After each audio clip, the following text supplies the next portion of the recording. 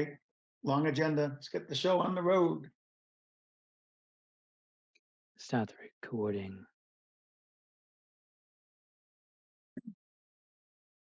Recording in progress.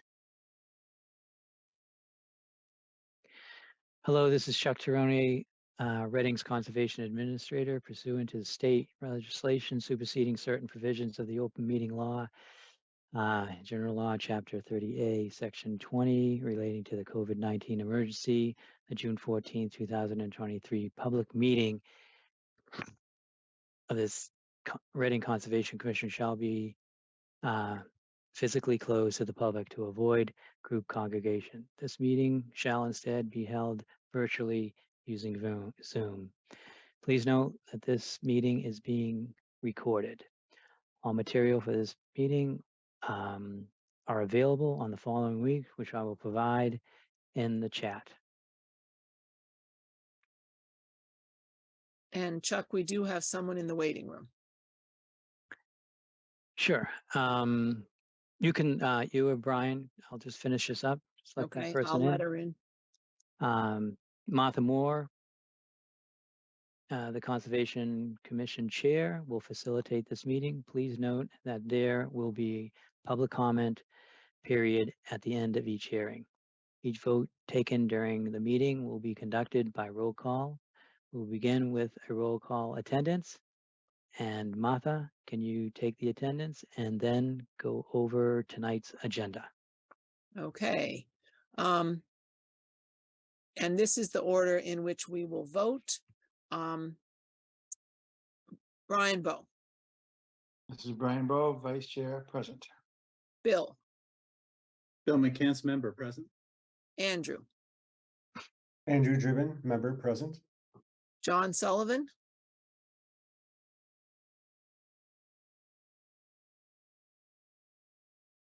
is John allowed to unmute? He is, yeah. Okay. John, are you here?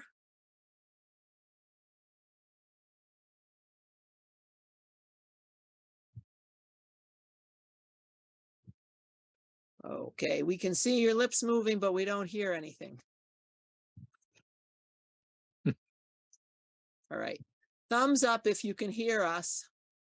All right. John Sullivan is present. He is a member. And I am the chair, Martha Moore, present. And there's still somebody in the waiting room. Sure. And now Associate Member Walter Talbot is Oh, here that's right. also. Okay. Walter, can you hear us? And are you capable of unmuting? I'm not allowed to unmute. Oh, yes, you are. You're unmuted. We can hear you. Excellent. Now let's try the video. Okay, Walter Talbot, you are here. Okay, Associate Member Walter Talbot is now here. On the agenda, we have 3 hearings. We are continuing tonight: 0 Small Lane, 2 Maple Street, and 16 Beverly Road. We have 2 hearings we are opening tonight: 22 Small Lane and 18 Whittier Road. We may have a chance to vote on the Meadowbrook access easement. And we have some old new business and some discussion items, and we have 4 sets of minutes for approval. Okay, I think that covers it. Back to you, Chuck. Sure. So we have a shortened script these days, and we can just roll right into the first item on the agenda, which is 0 Small Lane. I'll start letting people in if you want to read the introduction. Okay. All right. 0 Small Lane, continue the public hearing on a notice of intent filed by LLC Megan Johnson, Delray Realty, pursuant to Massachusetts General Law, Chapter 131, Section 40, the Wetlands Protection Act and/or the Reading Wetland Protection Bylaw, Section 7.1. The applicant proposes the construction of a limited project stream crossing, retaining walls, wetland alteration, wetland replication, drainage, grading, and associate utilities. All work is within 100 feet of a bordering vegetated wetland, And the application and plans can be viewed on the Conservation Division page under the current project Assessors Map 40 and 41, Lot 153, 155, and 29, DEP file number 270-0748. And for the record, I called the meeting to order at 7:07 PM. Great. Jack, is there anyone else out there that I should let in for your group? I know Maureen is unable to make the meeting tonight. Mhm. I don't see anyone else in attendance. Okay, if we made a mistake, just use the raise hand function and we'll let Yep. you in. You might want to let Janet in.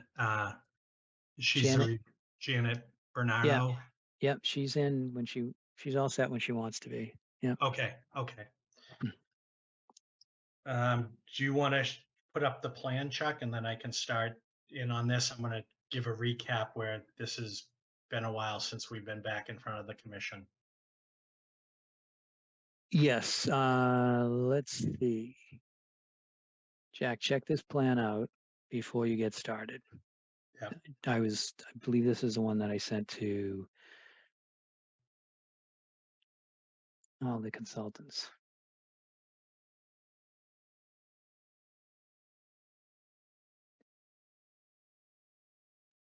Is that enough to see? Yeah. I think that's an older plan set though.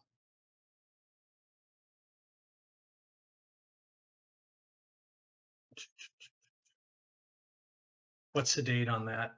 July 27th, 2020. Yeah, and there's a revision date of, there should be a revision date of Yeah, right down here. 3/16/23.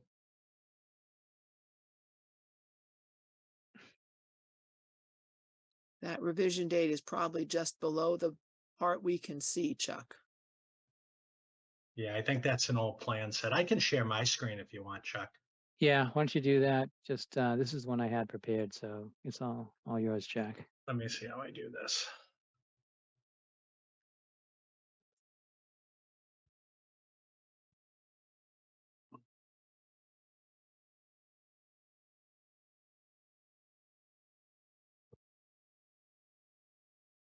Can everyone see that? Yes. Okay. Okay, commission members, for the record, my name's Jack Sullivan. I'm owner of the Sullivan Engineering Group.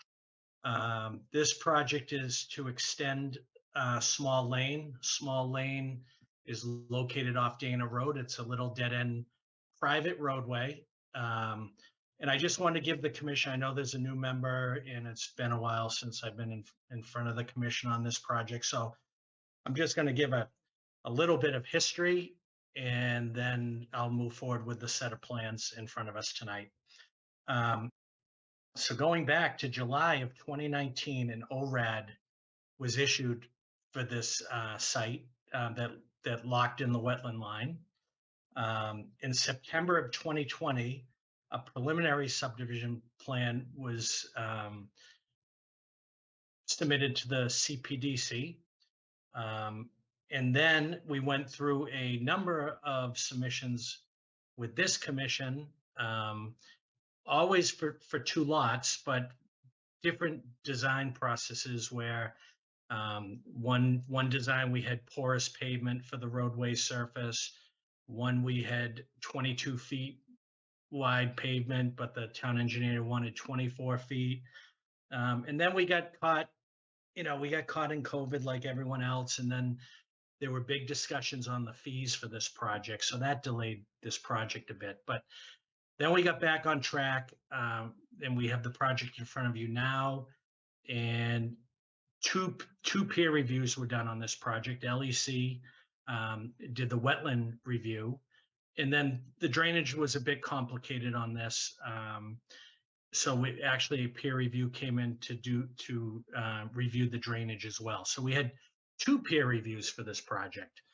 So what I want to start on with the cover sheet, you can see this is a subject site. It's 14 acres of land. It consists of 18 small lane in a landlocked parcel known as off Charles Street. We call it 0 small lane for this. So it's 14 acres. We're in the S20 zoning district. The majority of the site is wetland areas. I'll go to the next sheet. And I can zoom in if people need me to.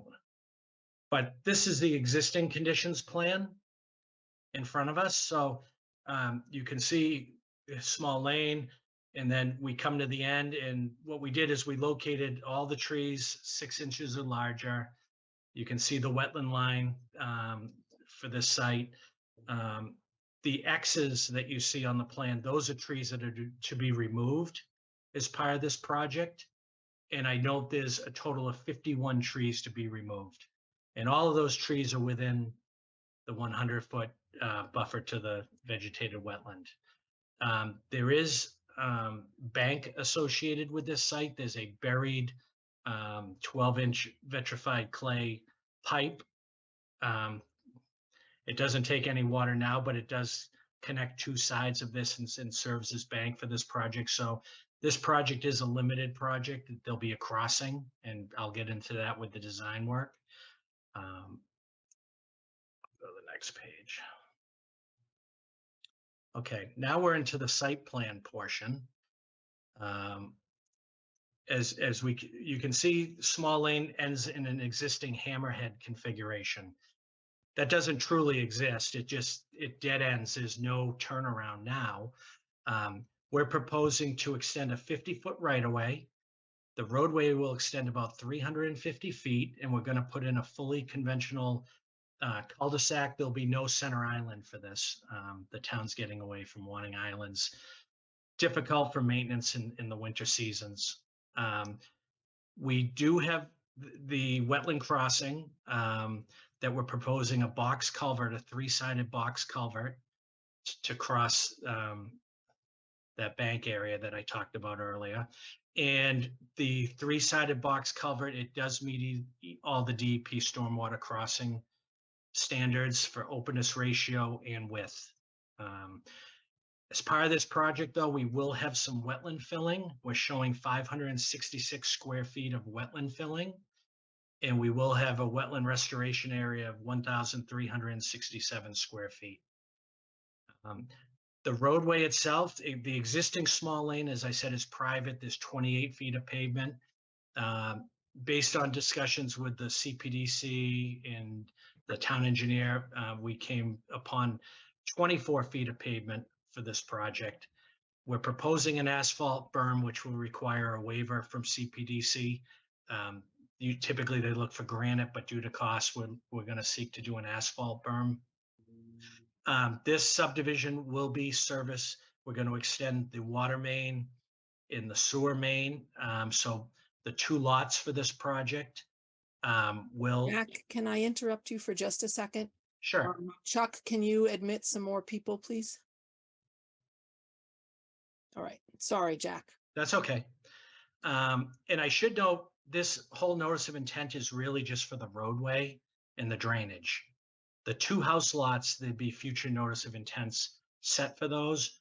But as part of the peer review, I had stated that I had designed the drainage system. I oversized it. The peer review asked that I show at least some house footprints, and that I incorporate those house footprints into my drainage design, which I did do. So there'll be no sidewalks as part of this project. So the idea is we're trying to keep a limited footprint of impact to the wetlands. And try to limit the impervious surfaces. So we're requesting a waiver from CPDC on sidewalks. There's no sidewalks on the existing portion of small lane now. And I should note that this extension, assuming it is approved, will remain private. There's no intention, and the town does not want small lane. It doesn't meet any standard for a public way, and it would remain private. And as such, there'd be a homeowners association created for these 2 lots. I did do a detailed drainage study. a portion of this project is considered redevelopment. So when you first come into this portion of the site, there is some pavement that existed. So that falls under redevelopment, but the majority of this project is new development. And we did hash that out with the consultant, and we did come up in agreement, and we showed the portions that would be redevelopment versus new construction. The stormwater system that I designed for this project, it's a conventional stormwater system. As I mentioned in the past, I looked at doing some low impact designs, no curbing with country drainage. I looked at porous pavement, but based on a bunch of conversations with the town engineer and past conversations with the Conservation Commission, we went back to more of a conventional drainage design that will involve deep sump catch basins, drain manholes. There'll be an outlet control structure, and then the drainage will flow to the rear of the property where there is almost a basin of sort that exists now. At some point in time, they had excavated an area out there. It's overgrown now, but basically my stormwater system will drain out to that area. There'll be a 4-bay, and then there'll be a detention basin, and we're providing an emergency overflow from that detention basin.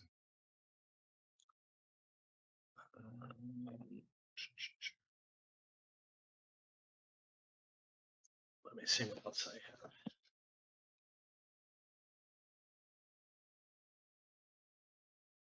As I mentioned, LEC did do a wetlands review, and I know they're here tonight.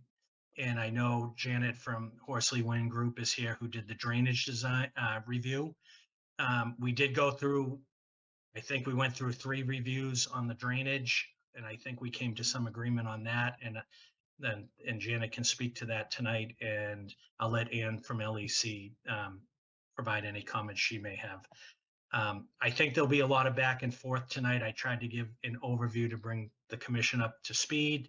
I think I'll turn it back to the commission for any questions, and allow the peer reviewers to speak as well. Anyone from the commission have questions to start us off? Bill?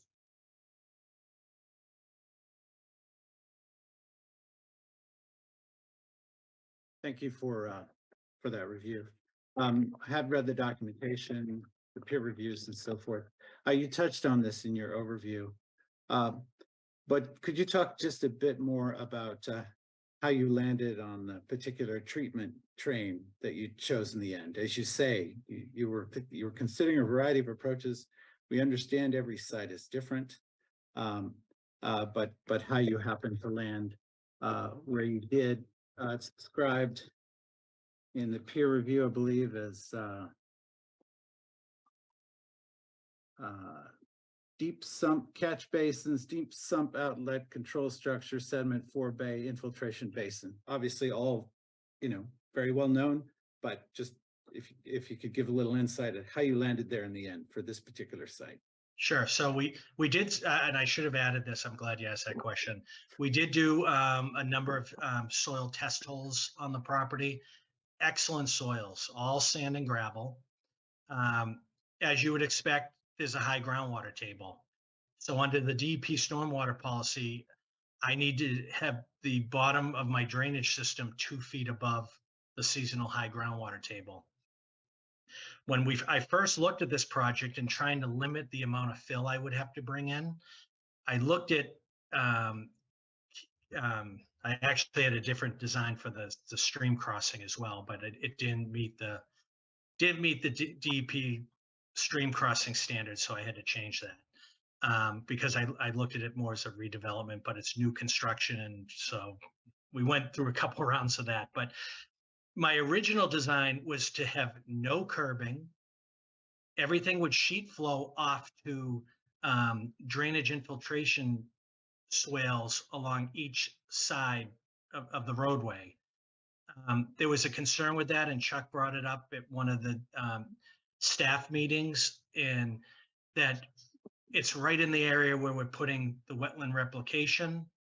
And based on DEP stormwater, it would, your treatment's too close to the wetland. You don't have enough separation.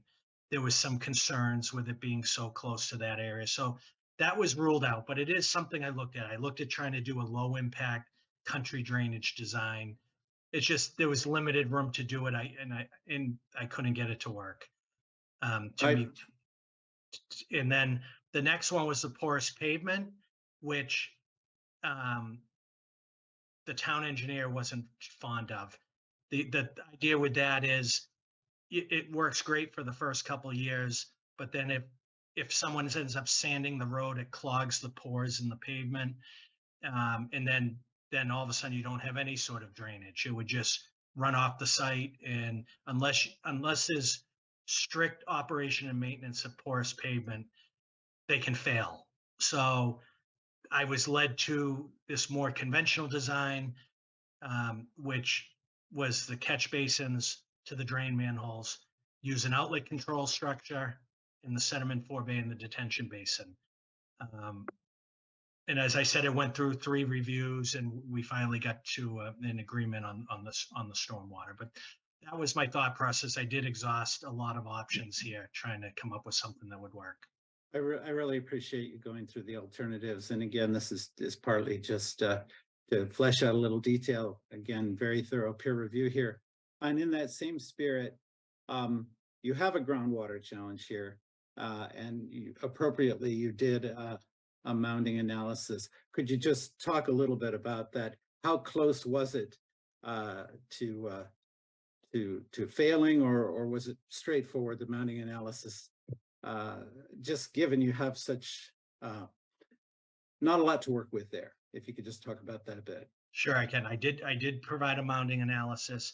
To be honest, it's a 2-lot subdivision with 350 feet of roadway, so you're not creating crazy amounts of runoff or mounding, but under the DEP stormwater, they do require the mounding analysis if your stormwater system's within 4 feet of the high groundwater, and I am within 4 feet of the high groundwater. But it only added a few inches in the mounding calculation. It really had no impact, the mounding, on my design at all. And that's what I expected to hear, but I just wanted to flesh it out with you a bit. Those are my questions for now, Martha. Thank you. Okay, anybody else on the commission with questions to ask? Andrew. Thanks. Thank you, Jack, for giving us a nice, thorough presentation. I've been on this commission for a little while, but I haven't seen the full presentation, so I appreciate it. And I know you guys have gone through a lot to try to get here again. But my question relates back to the single-family home alternative, which I know was explored, but it's been several years now. And it looks like it was denied because the driveway alternative is something that CPDC wouldn't want to consider. But from my point of view, I'm curious, from conservation, how would the impact be different if you were able to do a single family home instead of this cul-de-sac proposal? Well, as you stated, the town wasn't on board with a driveway coming into this site. They wanted where small lane just dead ends now.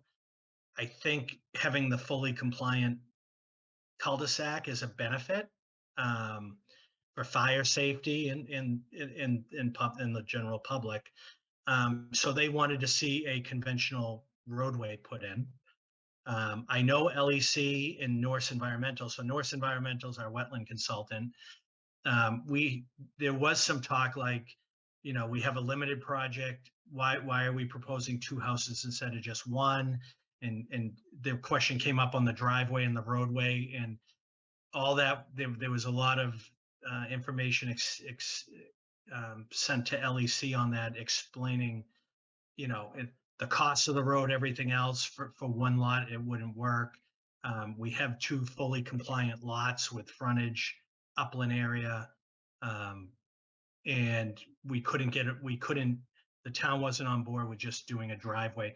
I would have rathered a driveway because it'd be less wetland impact, and I thought it would be a better sale to this commission and, with a smaller footprint, but that's not what happened here.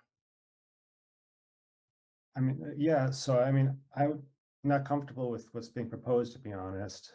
And I don't understand the bureaucracy of how we have a conversation with CPDC, but it would be really helpful if you were to draw a plan of just a single family and showing, rather than 51 trees, you're taking down 25. You don't need to do any wetland recreation. It makes our argument to say, look, this is really tough to the surrounding, the existing wetlands. And then maybe we could actually have a conversation of that's rather than just saying it was denied. Because it certainly wasn't like a group conversation as far as I know, like with conservation at the table as well. But Well- from my point of view, since we're kind of starting a step forward again, I would really like to see that conversation restarted. Well, we had that conversation back in 2019 at a development review team meeting. So what that is we come in with plans, we sit down with all the town staff, Chuck, the town engineer, the planner, fire chief, police chief, health department, everybody, and we go through this. So in this case, in order to create even one house lot, you need 120 feet of frontage. We don't have any frontage for this project. So you have to create a right of way to create your frontage. And there was talks. I mean, we're going back 3 years.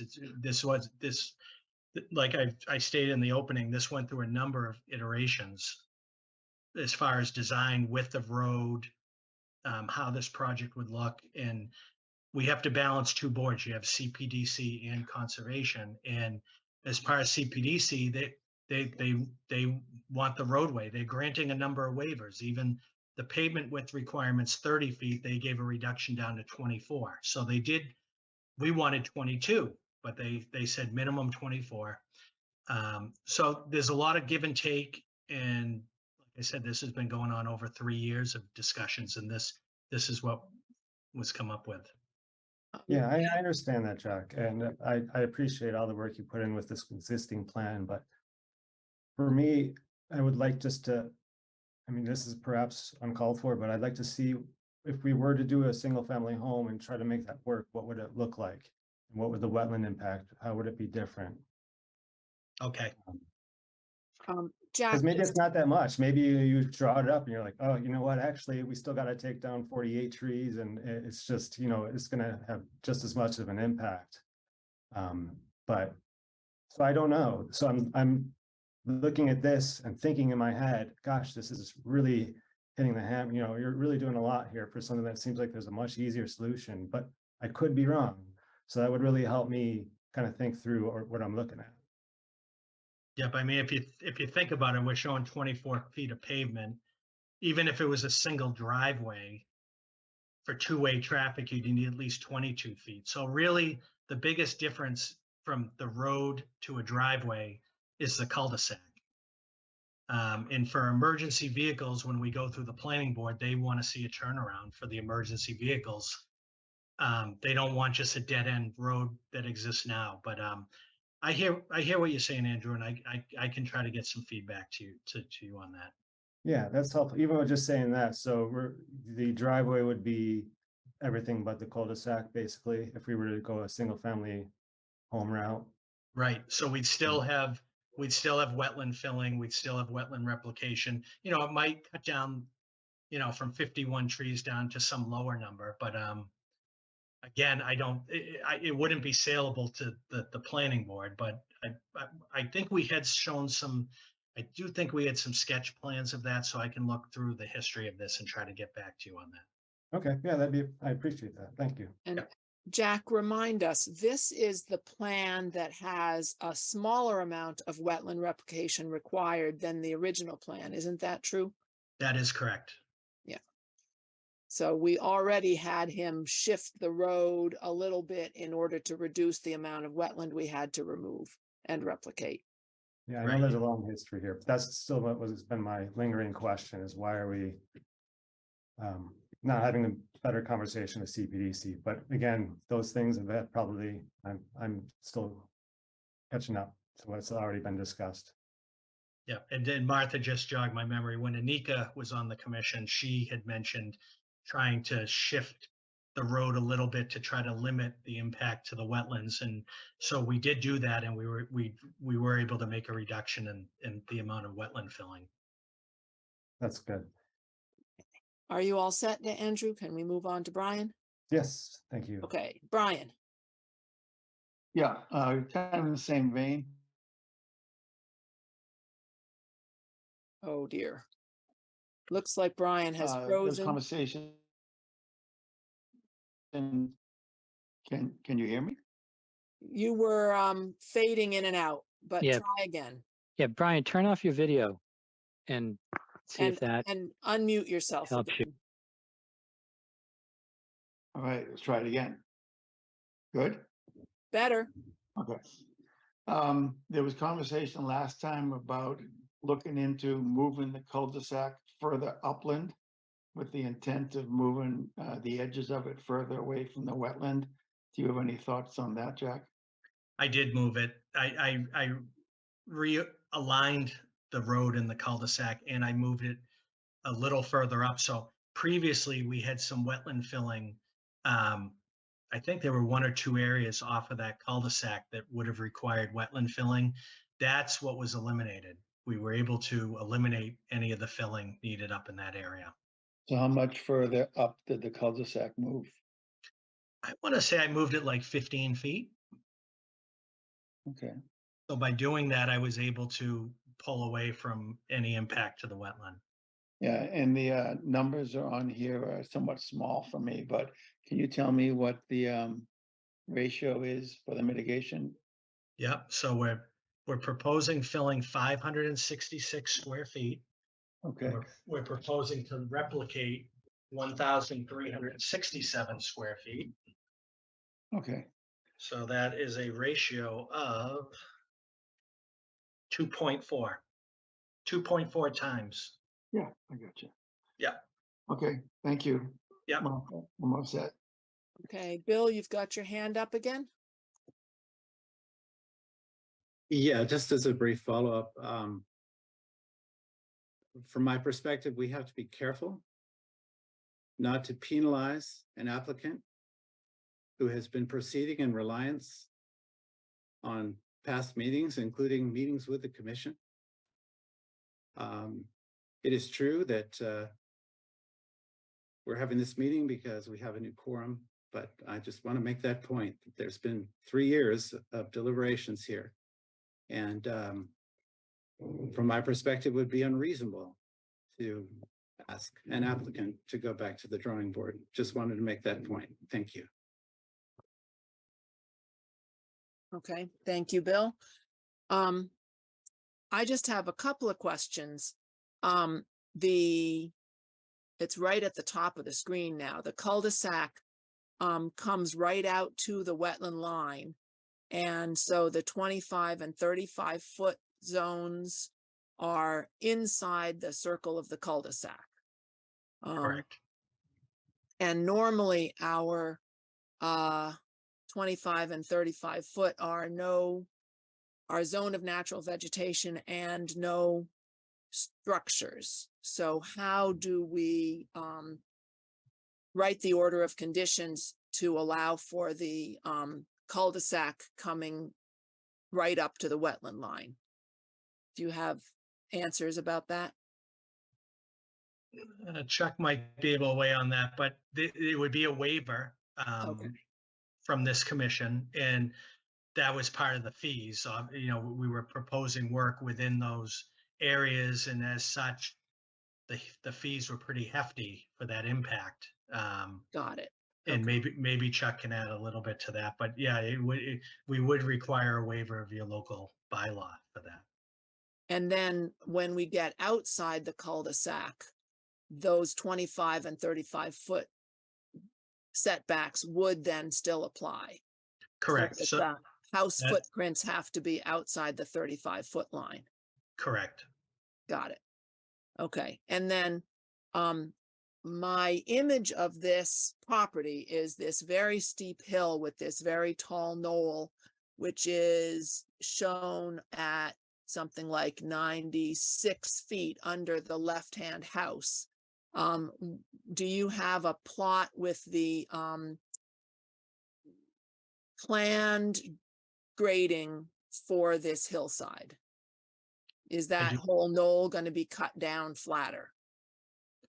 Most likely it will be, not as part of this road project, but that'll follow up for these two homes. They'd require a notice of intent to be submitted to this commission showing, the exact house footprints, grading, driveway locate, everything you look for in a notice of intent. But the purpose of this notice of intent was really just to get the roadway and drainage systems approved, and the house footprints are really a placeholder just to demonstrate that the drainage system had enough capacity to support, a typical house footprint.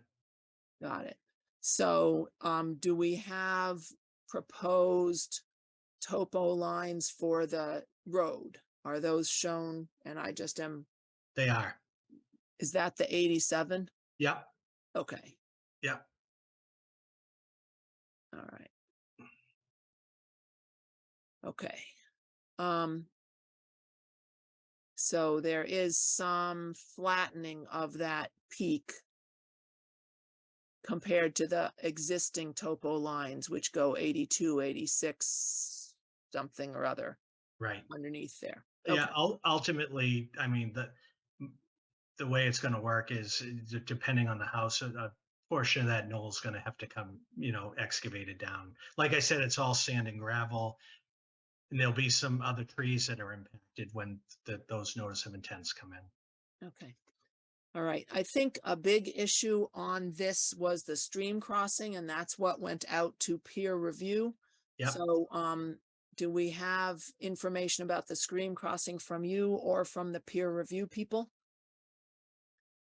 Well, I can say a little bit about it, and then if Ann wants to jump in from LEC, that's fine. So I'm proposing a 18-foot wide by 41-foot long, 3-sided culvert. It's a precast concrete culvert. Basically, what's going on is there's bank in that area, and there's about 10 to 11 feet wide. The stream crossing standards say I have to be 1.2 times the width of the bank. So I'm over that. I'm 18 feet wide. And then there's certain openness ratios they want with the culvert. I'm actually going to go to my culvert detail for a minute.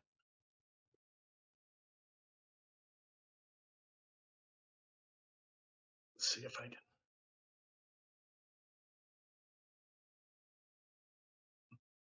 Okay. So here's a view of the open box culvert right here.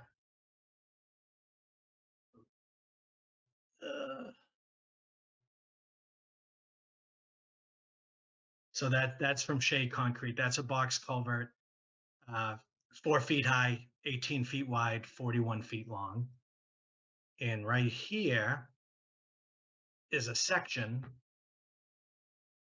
showing in that box culvert, we have a water elevation of about elevation 80. In the bottom of the box culvert's at elevation 82. So there's 2 feet of openness in that area. So that allows water to go through in different storm events. You're not gonna overtop that, and that's why they look for that openness ratio. And I show a 17-foot clear span. And this box culvert will be set on concrete footing. So much like a house foundation, you have footings, and then this would sit on it. And we went through not only with selecting this box culvert, but also how we're going to protect the existing bank, limited impacts, temporary impacts, permanent impacts. We went through all that with LEC and provided good detail on how this would be built. that gives you an idea. Basically, to meet the stream crossing standards, you almost have to do this type of box culvert if it for new construction. You can sometimes bury a pipe. I tried doing something originally, but it didn't meet the stormwater crossing. So I had to do something more substantial, and this does meet the crossing standards. And if Ann wants to jump in and add anything, she's more than welcome to. Sure, I can comment. Ann Martin, Director of Ecological Services at LEC Environmental Consultants. We did perform the wetlands peer review. We prepared 4 peer review memos over the course of our peer review, with the last one being middle of March of this year, March 16th. We did go back and forth a number of times about the openness ratio, the box culvert spanning it. The 2 feet of clearance is important, not just it's not really for a flow of water, but it's to maintain a wildlife corridor and access for wildlife to pass through the corridor that would be passing along a stream once the roadway is built and the box culvert is installed. I think one of the most important things about the construction of this, and it was a recommended special condition in my last letter, is that it is very important that the integrity and the footprint of where the stream is maintained. In this condition, there is a portion of the stream, I'm not sure which is north, but flows from one side of the road to the other. That is an intact bank and flows into a culvert or enters the culvert that's clogged. That culvert is proposed to be removed and the stream bed restored. They'll need to do that work before they install the box culvert.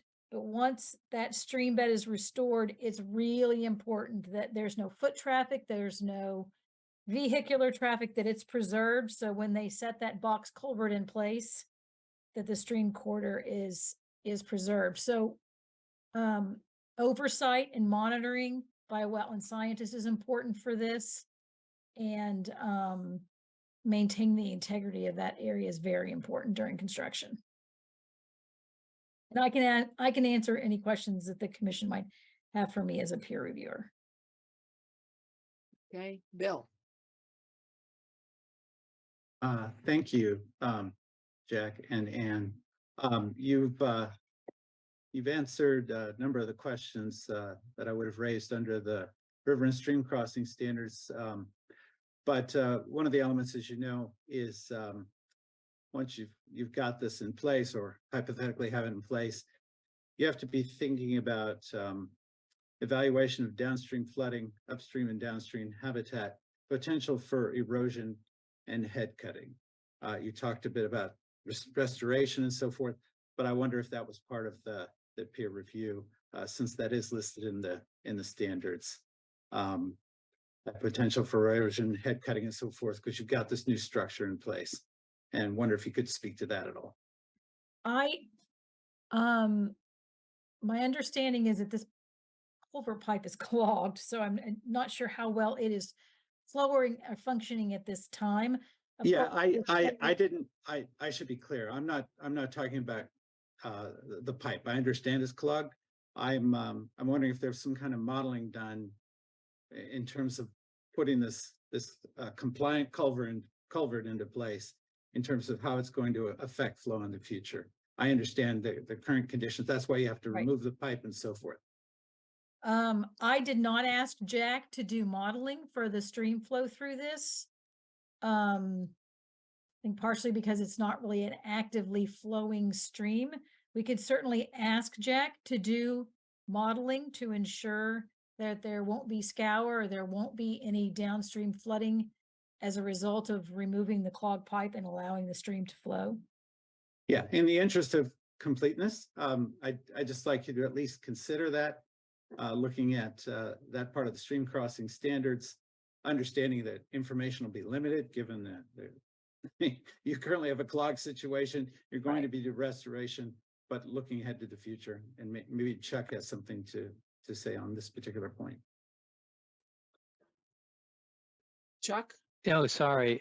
No, Bill, I was just going to bring another point up, but about the culvert. So if you wanted to finish, or I could just kind of add my comment in. Sure, I'll go ahead. So I was wondering, since we're modeling, let me get my, so since we're creating a natural substrate, I'm wondering if there was a detail or the components of that natural substrate were discussed. I would like to see a detail, but again, Anne says it's very important, and I don't want to create an area where we have large stones but no fines, so it's not going to hold any water, and it turns into like a sieve or something like that underneath this culvert. So that's my question. Just simply, was that discussed? And if not, can we get some discussion around that? I mean, I think what makes it difficult in this situation is typically you take you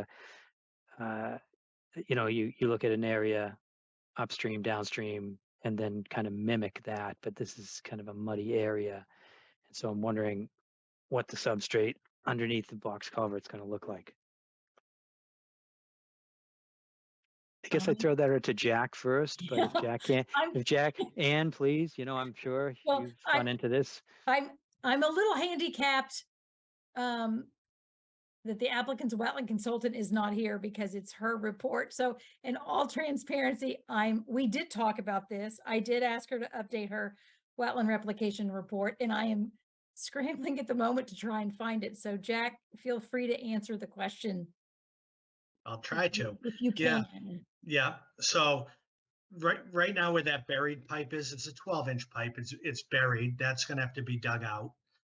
The substrate should be, so you'll remove the topsoil over this and the subsoil, and we should be down to the sand and gravels is a naturally occurring substrate that I saw throughout my soil testing on this site. So I would anticipate to be more of sand and gravel substrate for this project. And just to add one thing, I know we want to talk about, impact potentially downstream. Right now, I know one of the upstream abutters, I think it's some previous meeting, or they might have said something to us. They've had some flooding where this existing pipe's clogged on their land. So it would be a benefit to one of the owners on Small Lane, at least, that this flow is allowed to flow as it should with this box culvert, because right now it's creating a pond on their land. Yes, I understand that. I would recommend not just having a sand and gravel. I think it would be a good idea to come up with a concept that allowed for some larger stones underneath there to kind of create, eddies and other things, as like a natural situation, because I don't think you would see a stream that only had sand from one end to the other. So that's kind of why I was interested in how this is going to come together. But I think maybe again, if there was a detail, we could talk about that.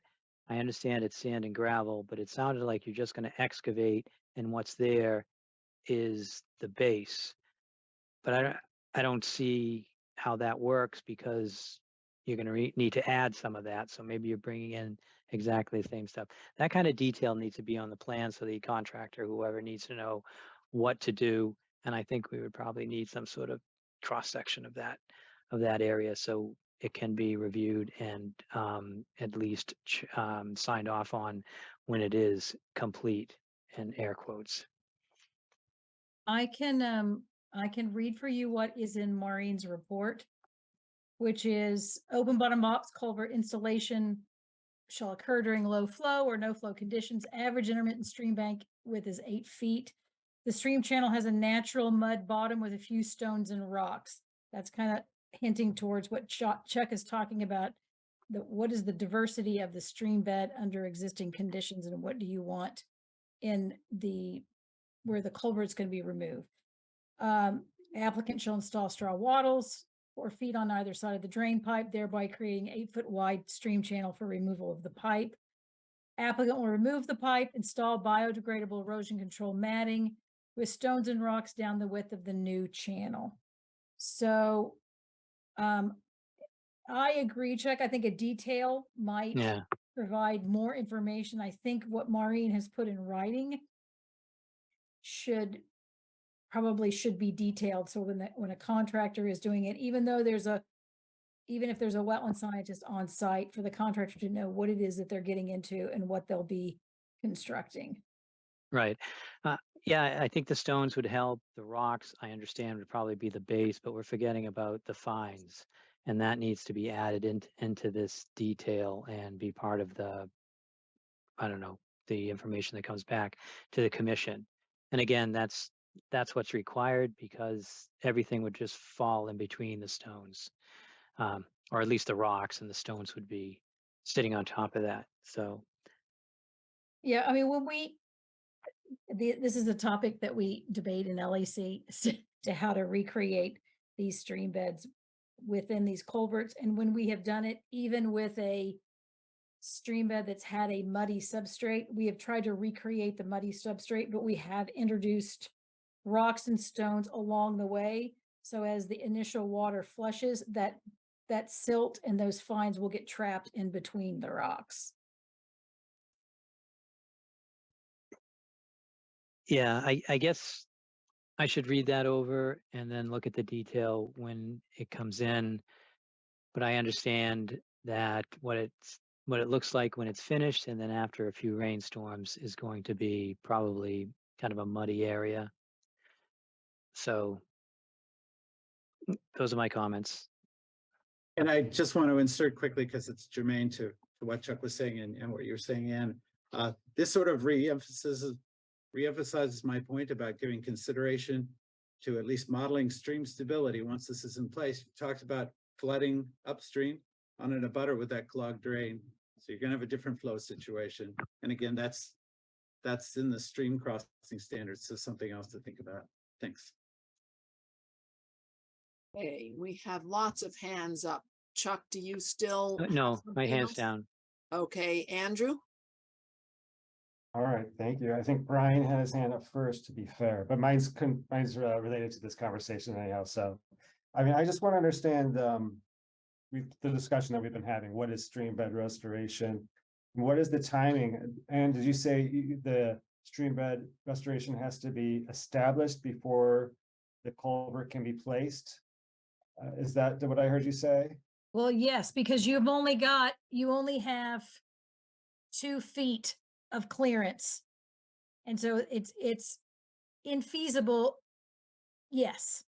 You recreate the stream bed, and then you place the 3-sided box culvert over the top of it. But that work has to be done first. That makes sense. But again, making sure the restoration is established, since we're not dealing with any plantings, is there any timing element to the making sure the stream bed is established?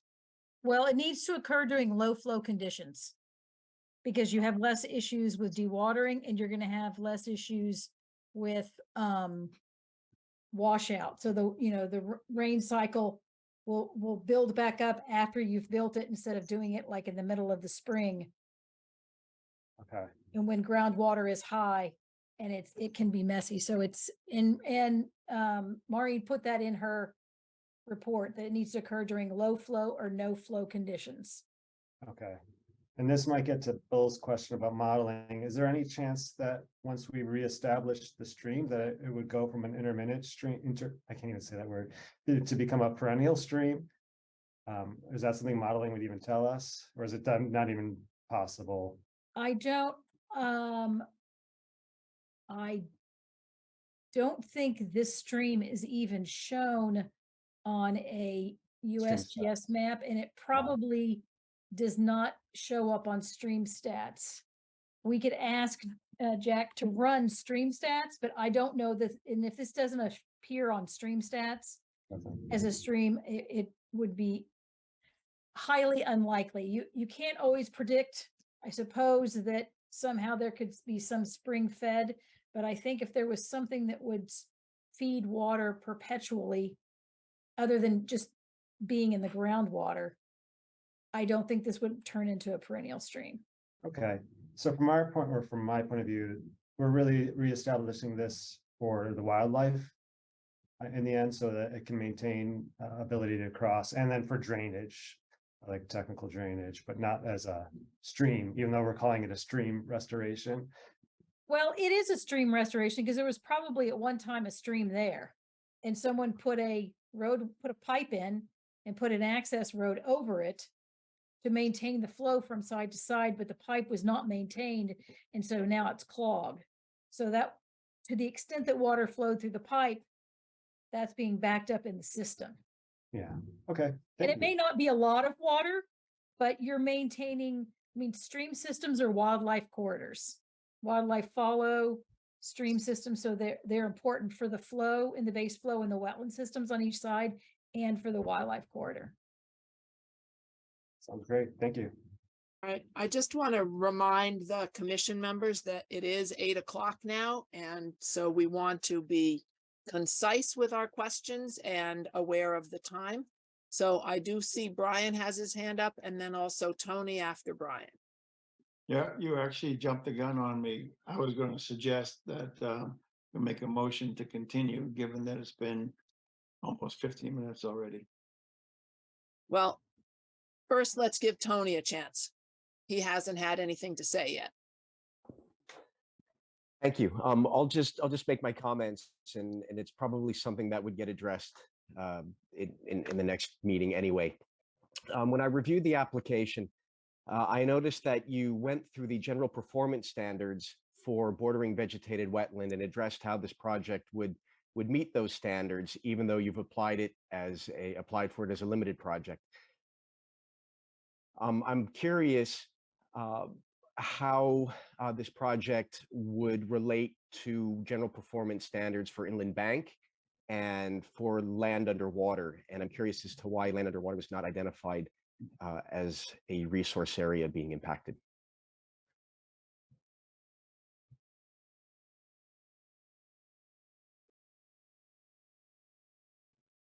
You want me to try to answer that? Yeah, I don't have, our wetland, Maureen's not here tonight. And if you can add anything, I don't know how this would be land underwater, but. Well, so I'm trying to be concise at the request of the chairwoman.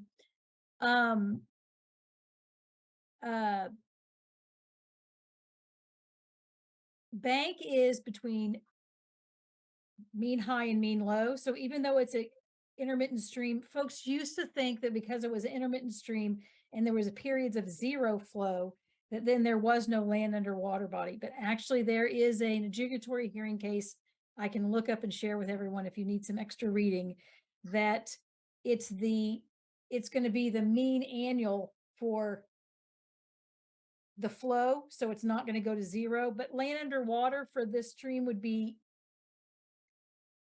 a thin line down the center. It's technically there, but it's probably difficult to put a measurement on it. So a lot of times in these circumstances, light came on, and at first I thought it meant we lost our power because all the lights were doing something crazy, and it was just the grow light for the seeds. But yeah, Wow. I'm in Beverly, and I've been hearing the rumbling, and it's starting to rain now. So Yeah, it's starting to slow down finally. we'll see what happens. John's there.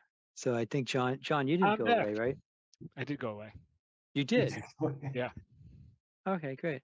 So just it seems I like you texted you. come back in without needing any permission. I thought they would get into the waiting room again. But and you're a speaker, and we're hearing you, and that's awesome. That was a very good lightning stream. We'll need more of those. You got a phone, someone on the phone, Eric's phone.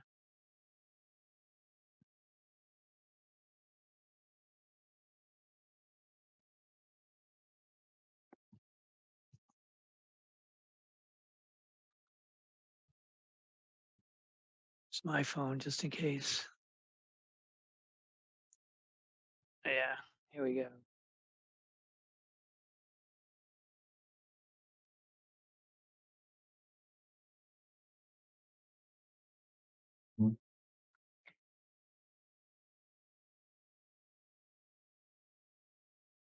It's nothing from Martha, but Brian, yeah, we got a bunch right now.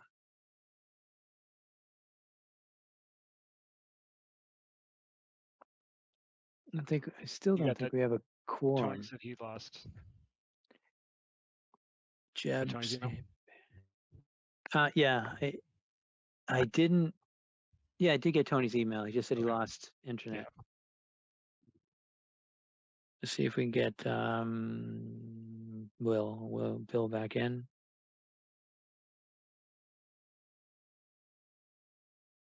Jack Sullivan.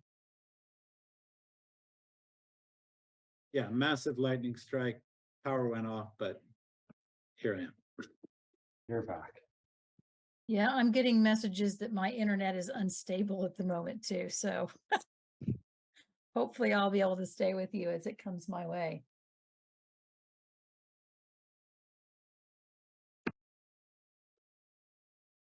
So Bill, you have power? Yeah, it was just a temporary outage, but it shut everything down.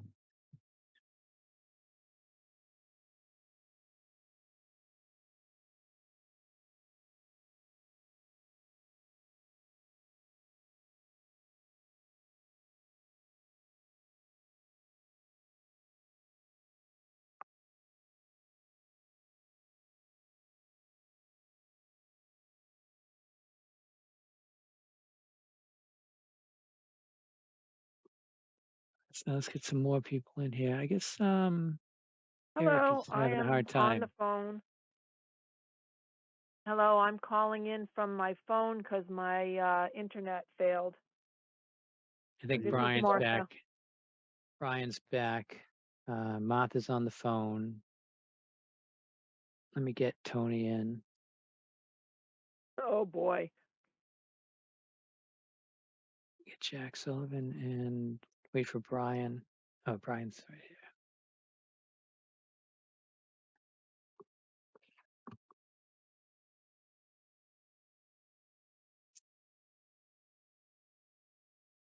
I have returned.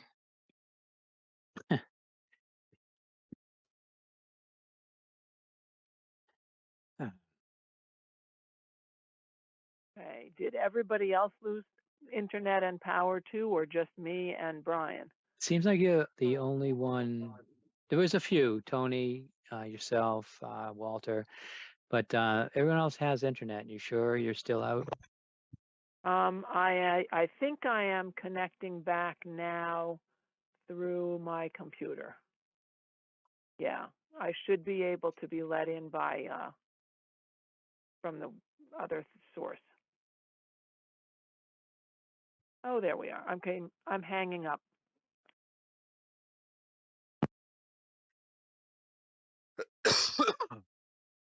Okay, well, that was exciting. All right. We got most of our people back, or are there a bunch of people missing? We have Jack and Ann and Janet. So and Okay. the and the commission that I whole remember. commission. Yeah. All right. Okay, well, sorry for that interruption. We were talking about inland bank and land underwater when I lost my internet. Have we got an answer satisfied for that, and shall we move on? Oh, that was Tony's question. Right. And Anne was answering it, and then I lost power and internet. Sure. So Tony's right there. I missed the whole answer, and if it's in the interest of time, I could go back to the recording and rewatch it. Assuming the recording worked. So the summary is we could ask the applicant to look at it, look at both land underwater and inland bank, and document in writing their conclusions. for the next meeting. Would you like them to do that, Tony? Yes, I would like to see that written out. Okay. All right. I think we had Brian talk about, and I see that Andrew's hand is up. But I just want to make sure we get to Janet Bernardo with any stormwater questions. We have to think about stormwater questions tonight, for sure.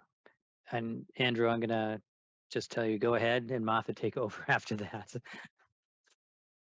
Yeah. I don't have any stormwater questions, unfortunately. I'm not good with that kind of stuff. So why don't we do that? And then, I mean, my question is for you, Chuck, for I guess next time, but I wanted to get back to your answer about the 25-foot and 35-foot no build zone and the road going into that, but we could talk about that later. You know, when you were talking about that, I had some questions also about that, and I was hoping Jack could put that up again. But I'm not sure the commission's going to have any stormwater questions, but I was wondering maybe that Janet could give a summary of her review, or Jack could give her a summary, and then Janet could, chime in with what she thinks about this project.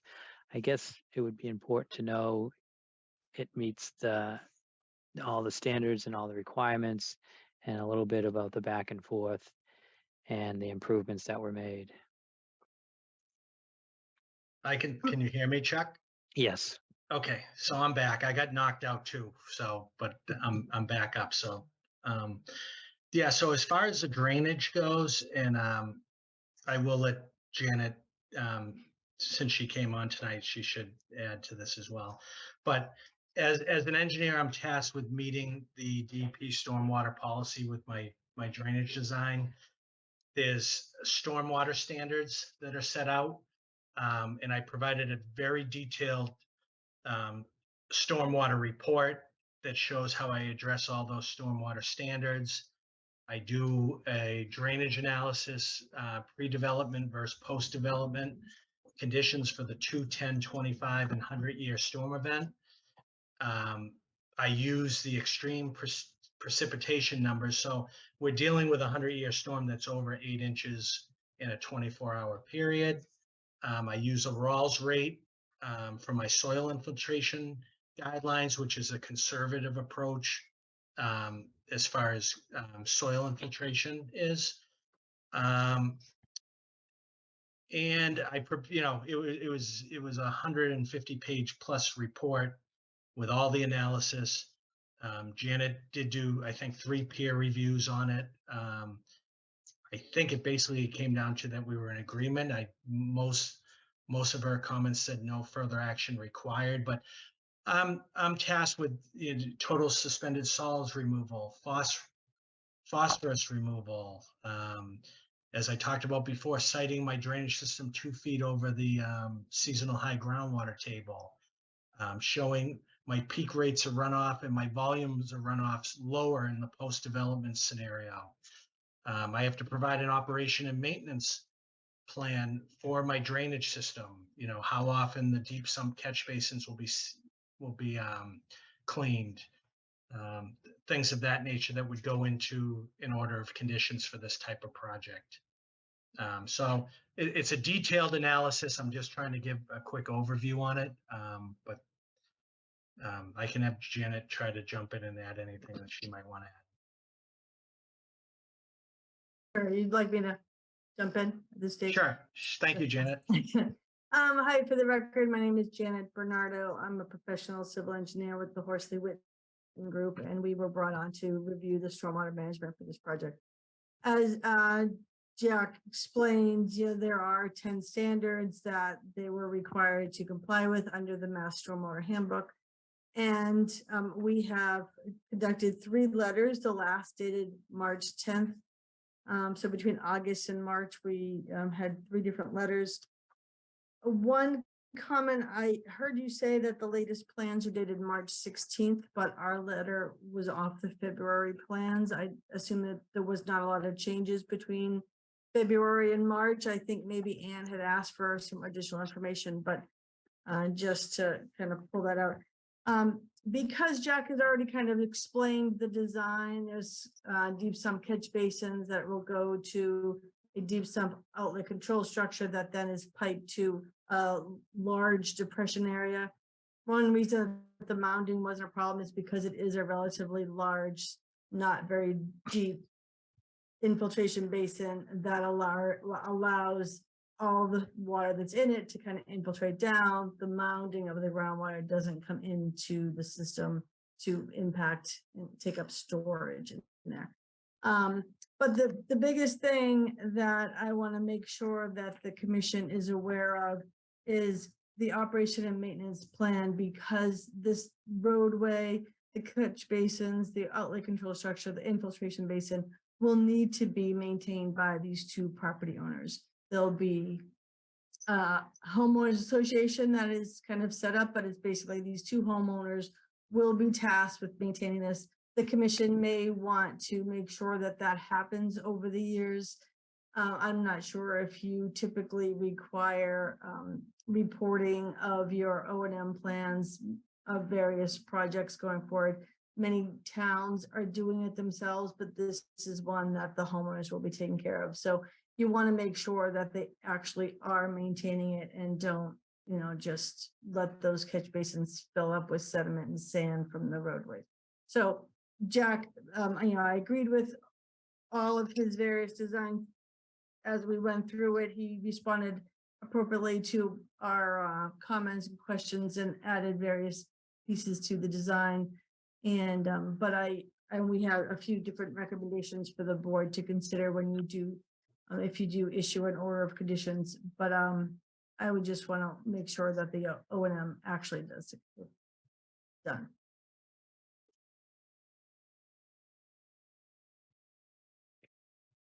Okay, Bill? This is just a quick comment, not a question. Janet, I really appreciated the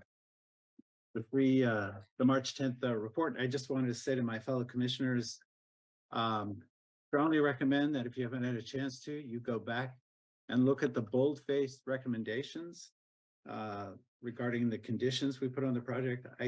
I thought, having just re-reviewed the stormwater handbook, the hydrology manual, that these were really well-founded recommendations. So I just want to make that comment. Thanks. Okay. I know it's getting a long session here, but we have not given any members of the public a chance to have a chance to speak, and there are quite a few here.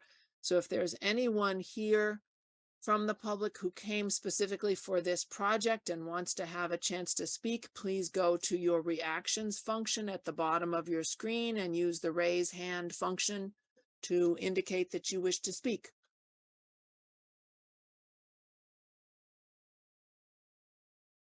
Not seeing any.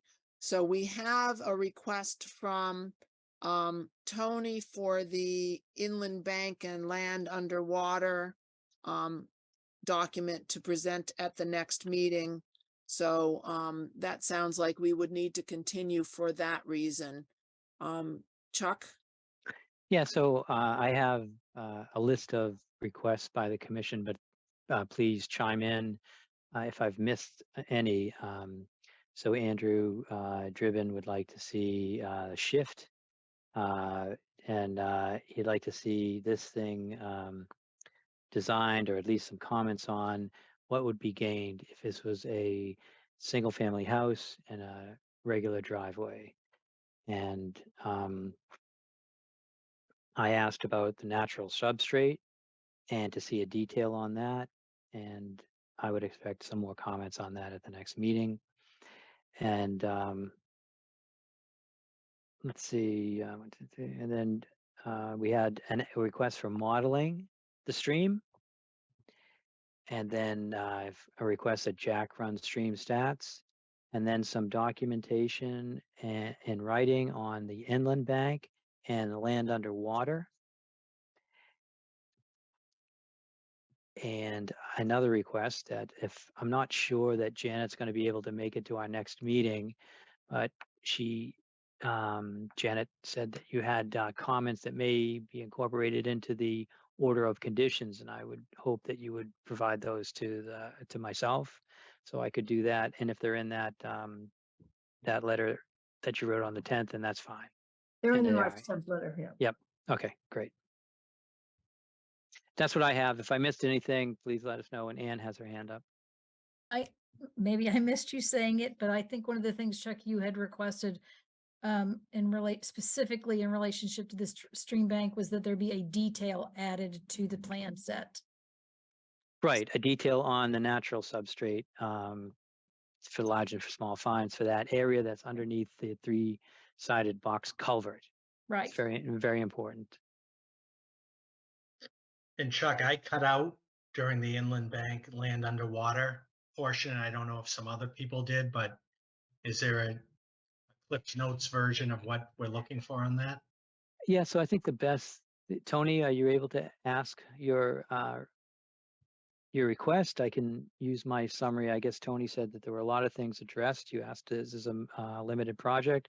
But then you went through the performance standards for this type of project anyways, but you didn't talk about inland bank, and you didn't talk about land underwater. And he was not only wondering why, but wanted to see some documentation in your conclusions on those. Tony, I know that you've unmuted, so please take over. Yeah, that's basically it. If you could just go through the performance standards for inland bank and land underwater and explain how the project would meet or not meet those. Okay. Thank you very much. Just as you did with bordering vegetated wetland. Okay, we'll do that. Thank you. Okay, so you guys have your tasks laid out for you. And I gather, oh, Andrew, yes. Before we lose Janet, I'm just looking at the one question that's coming up is the amount of impervious area of the proposed homes. Was that resolved? I see. Yeah, Jack had designed the stormwater basin with specific house footprints in mind. And I wanted him to show them on the plan as just a generic footprint. So what I was suggesting in our letter for a condition is the commission may say the houses that go on those lots cannot be any larger than what he modeled them as being. So he gave it a pretty good size footprint. So in his mind, they will be able to fit a house inside that footprint. So I would just make sure that the houses are no larger than how he modeled it as. Okay, thank you. Okay, Bill? And in case it helps, we talk about stream modeling. Actually, I'm just talking about pages 17 and 18 of the stream standards, where it talks about culvert replacement. I know that's not what we literally have here, but that's where they lay these considerations out. So being that specific, if that's helpful, that's what I wanted to do. Thanks. Okay. All right, so is the applicant willing to have us continue to the next meeting? Yeah, I would like to request the commission that we continue this to your next available meeting. If you can just let me know when that is. June 28th. Okay. I would request that we continue this until June 28th. Okay. And do we have a motion from a member of the commission? This is Brian. I make a motion to continue 0 Small Lane to June 28th. This is Andrew. I'll second that. Brian Bowe in favor. Bill McCann in favor. Andrew Driven in favor. John Sullivan in favor. Martha Moore in favor. Great. Okay. So we'll see you all on June 28th. Thank you, everyone. Thanks, Jack. Thanks, Jack. Thanks, Thanks, Chuck. and Janet, very much. Thank you. Thanks. Good night. Sure. You're welcome. Good night. Okay. Our next order of business is 2 Maple Street. Do we have people here for representing 2 Maple Street? So I had a request earlier in the day that there was going to be a conflict for 2 Maple Street. So if anyone's here right now, we've gone a little bit longer than I expected. So the request was to put it at the end of the meeting. They had another meeting to go to. So I think we would just continue this to the end of the meeting. Since it's on the agenda, or you could, as the chair, just take it out of order. But I don't see any hands up, so I'm going to say this is going to be something where we go to the next item first and then put this at the very end on where item 5 is. Okay. All right, so we will delay 2 Maple Street and move on to 16 Beverly Road. And do we have 16 Beverly Road here? Yes, we do. Okay, I will read 16 Beverly. Continue the public hearing on a notice of intent filed by Jeb Pitzinger pursuant to Massachusetts General Law, Chapter 131, Section 40, the Wetlands Protection Act and/or the Reading Wetland Protection Bylaw, Section 7.1, for installation of a single-car garage with an accessory apartment retaining wall. All of the work is within the 100-foot buffer zone to a bordering vegetated wetland.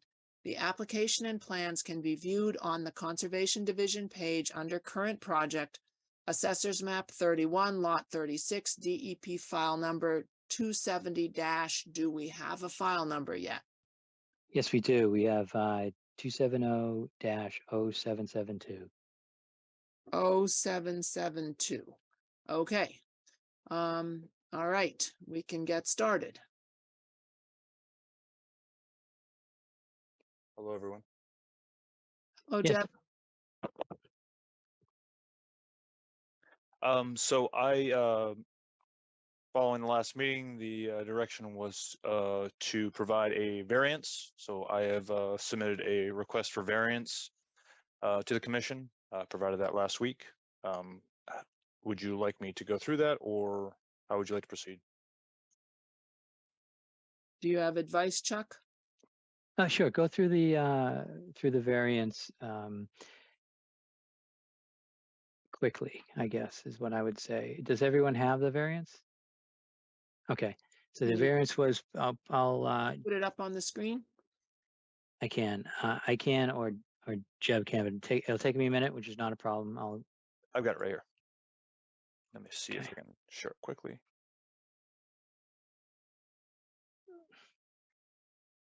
Can you see it? Yes. Okay, excellent. Obviously just letterhead, so move down to the alternatives. So as part of our discussion last meeting that I participated in, there was a request to provide an alternatives evaluation.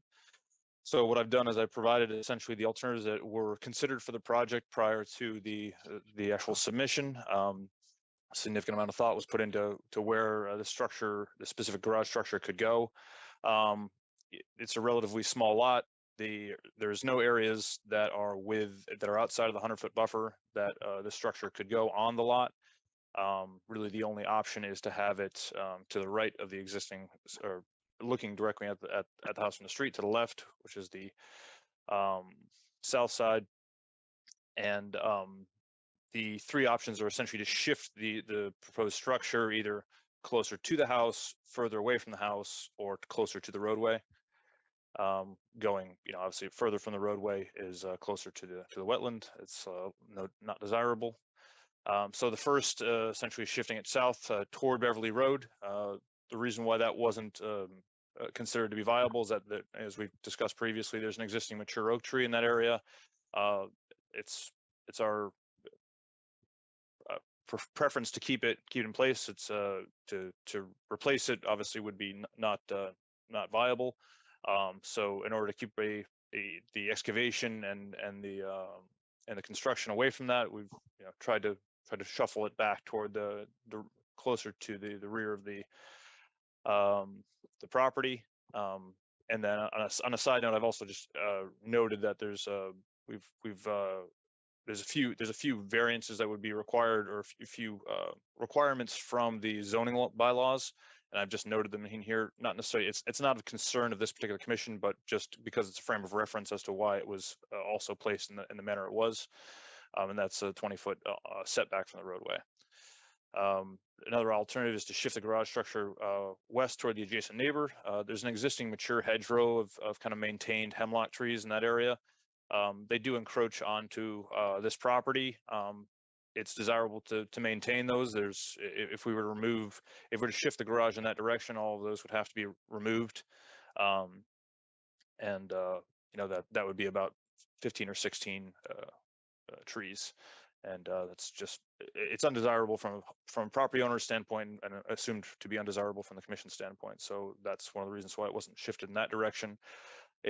That move would not get it out of the 25 or 35-foot buffer either. Parts of it would still be within the 35-foot buffer. And then the final option would be to shift the garage towards the existing single-family dwelling. That's to the northeast. This would actually encroach further under the 25-foot buffer, so it's not a benefit. And then it would also have some ramifications for drainage that are also not particularly beneficial to the property or to the wetland. So those were the alternatives that I noted. Previously, we also talked about just a general size. It is a single car garage. It's not oversized as a single car garage. So reducing any further would just, it wouldn't serve that function. So it's from the applicant's perspective, it doesn't have any benefit to do a project that it would actually have a smaller footprint than that. One of the other things that we discussed in the previous meeting was that there is on the plan, there's a bump out on the back side. It's a kind of a 6-foot by 6-foot bump out.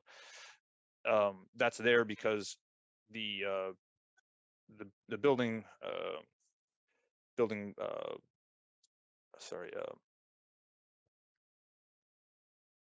requirements of the building commission require that the staircase has to be inside the structure, not outside the structure, to access the accessory apartment. And in order for the geometry to work, because it is a relatively small structure, it needs to be slightly larger. And that's what that bump out toward the back actually is meant to accommodate. Is just essentially an additional space to gain elevation of the staircase to go up to the second floor.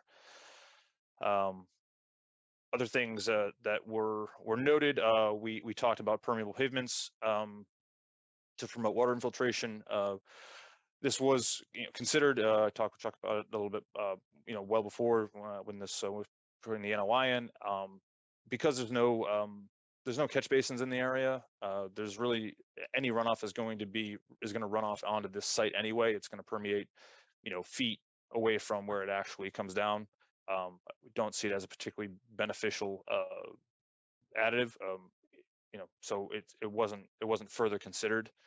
And then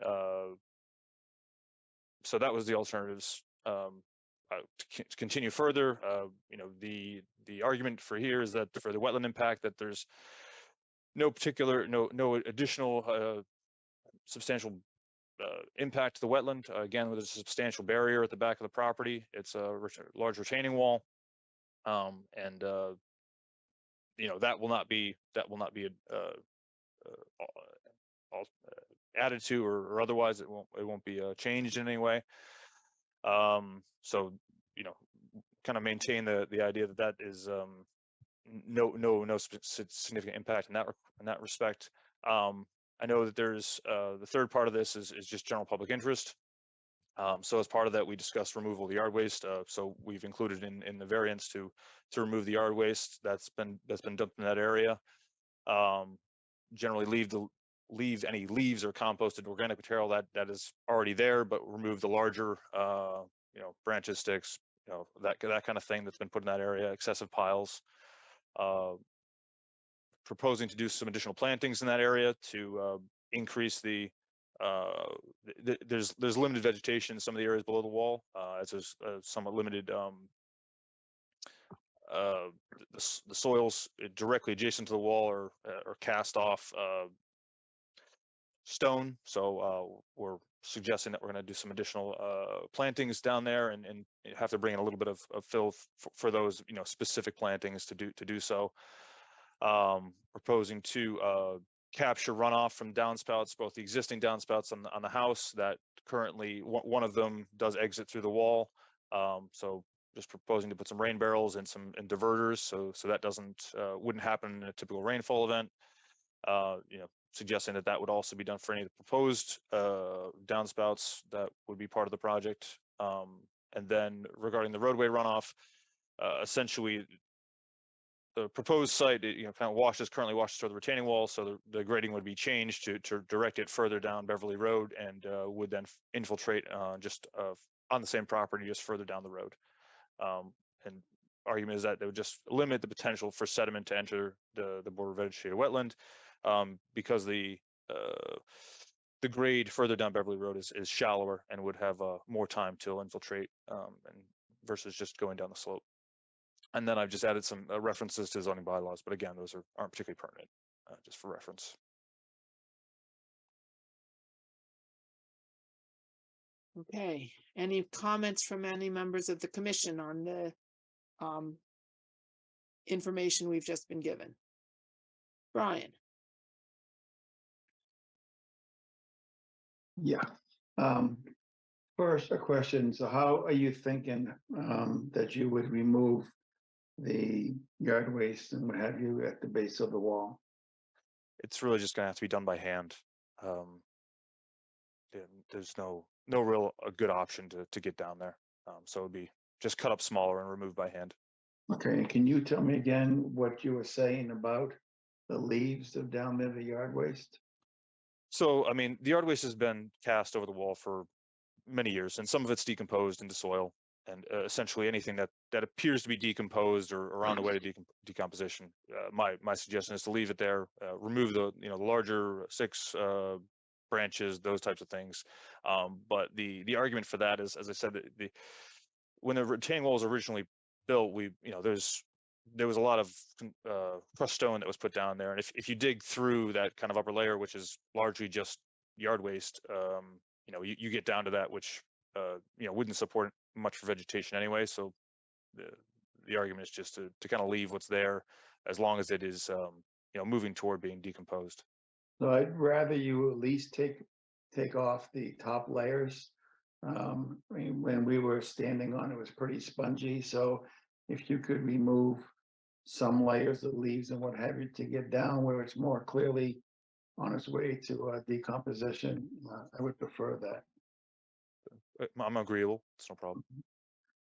Another thing that was talked about last time was the outflow from the pipe that goes through the retaining wall that comes from your roof.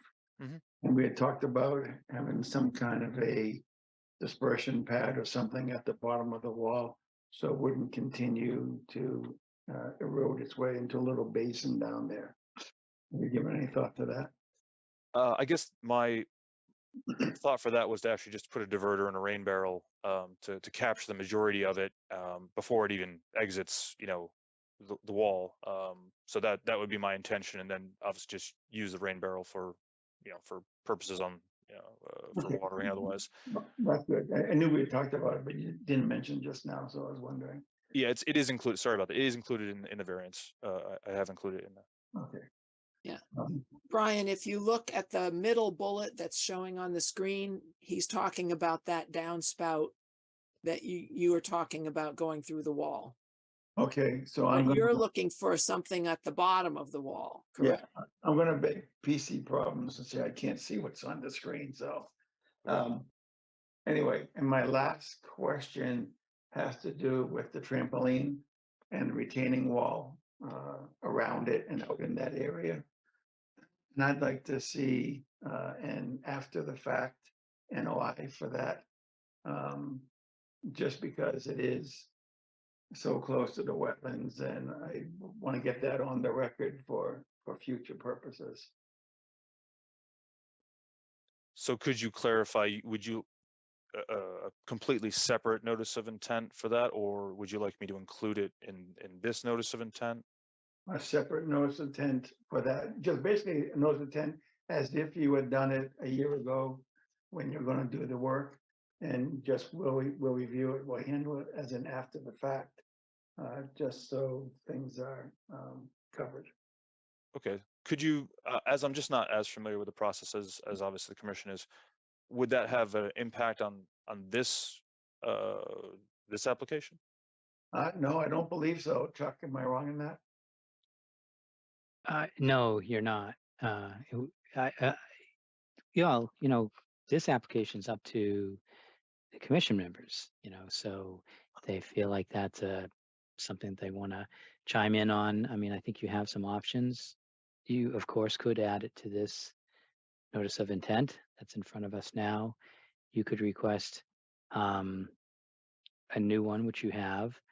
You could do an enforcement order and direct that a notice of intent be submitted to the commission, or just handle the whole cleanup and whatever you want to get to and what that site's going to look like under the enforcement order process. So those are pretty much all the So ways to review it that I know about. I'm open to other thoughts from the commission. My thinking is I would rather not go the enforcement letter approach, although we could. And I thought that having a separate clean after the fact NOI for it would be the way to handle it. But as I said, I'm willing to listen to others, obviously. Other than that, that's my last question. Okay. My only comment on that is there is I accept that was done, in an inappropriate manner. Again, in my ignorance, but the effort it takes to put an NOI together, and the cost is, I mean, if there's another option to do it, then I'd like to pursue that option, just because the alternative is a bit onerous for a property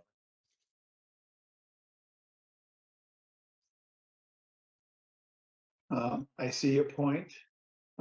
If we went the route of the enforcement letter, which then told you to submit an NOI, that doesn't buy you any relief there. So if you're looking for that kind of relief, it seems you'd want to add it to this current document.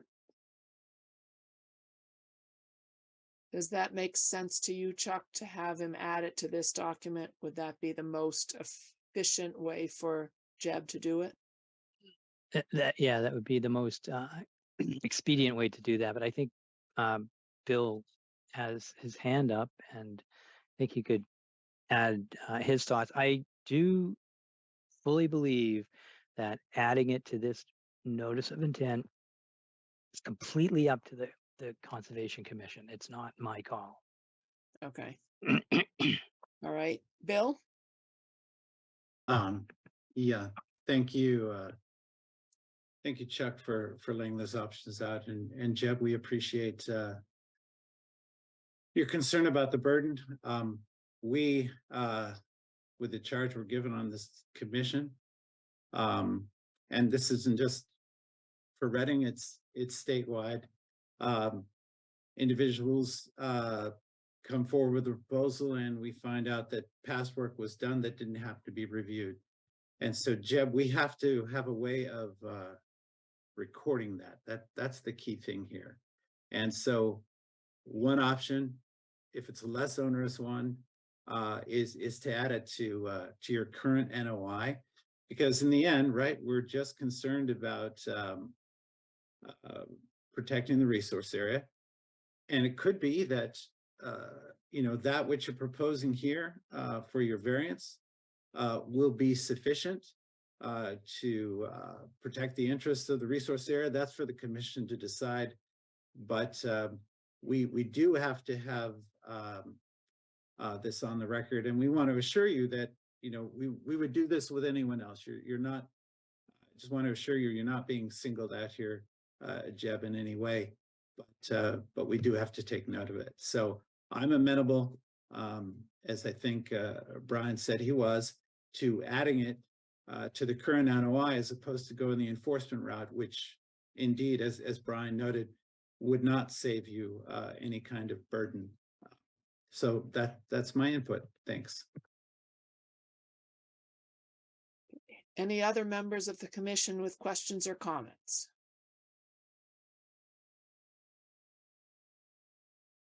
Andrew. Thank you, Martha. Thank you, Jeb. Thanks for sending the letter. And for the most part, I think everything looks clear, and I understand why you've made the decisions you made, including the I didn't realize the garage was 2 stories, so that helps explain why you have that bump out. So my one question, and this is for the commission to consider and you to consider, I know Brian asked how you were gonna clean up the bottom of the retaining wall. And I know from just our quick walk out there that it's not easy to walk down there. So in a kind of a counterintuitive request, is there any way to create better access to the wetlands from your house, probably on that north side, just with an informal path or some way that's easier for you and to get down there as part of, and I don't know if that has to be part of this, because it really doesn't add anything to the wetland per se, but I mean, that's kind of my question is, how can we get better access to that wetland now that we're walking down this path, since clearly that wall is a pretty big border? And my thought is a walkway. I don't know. What do you think, folks? From my perspective, I don't, I just see that as more work being done within the buffer. So, the amount of work that I think is necessary to do that, I don't think I need to go crazy by adding anything further. I think the access is sufficient, and I can perform the work, appropriately. Okay, yeah, I mean, I wasn't thinking anything crazy, just something to make it a little easier to get down there than the current route. Yeah. I guess my thought is the current route is adequate for people to clamber up and down.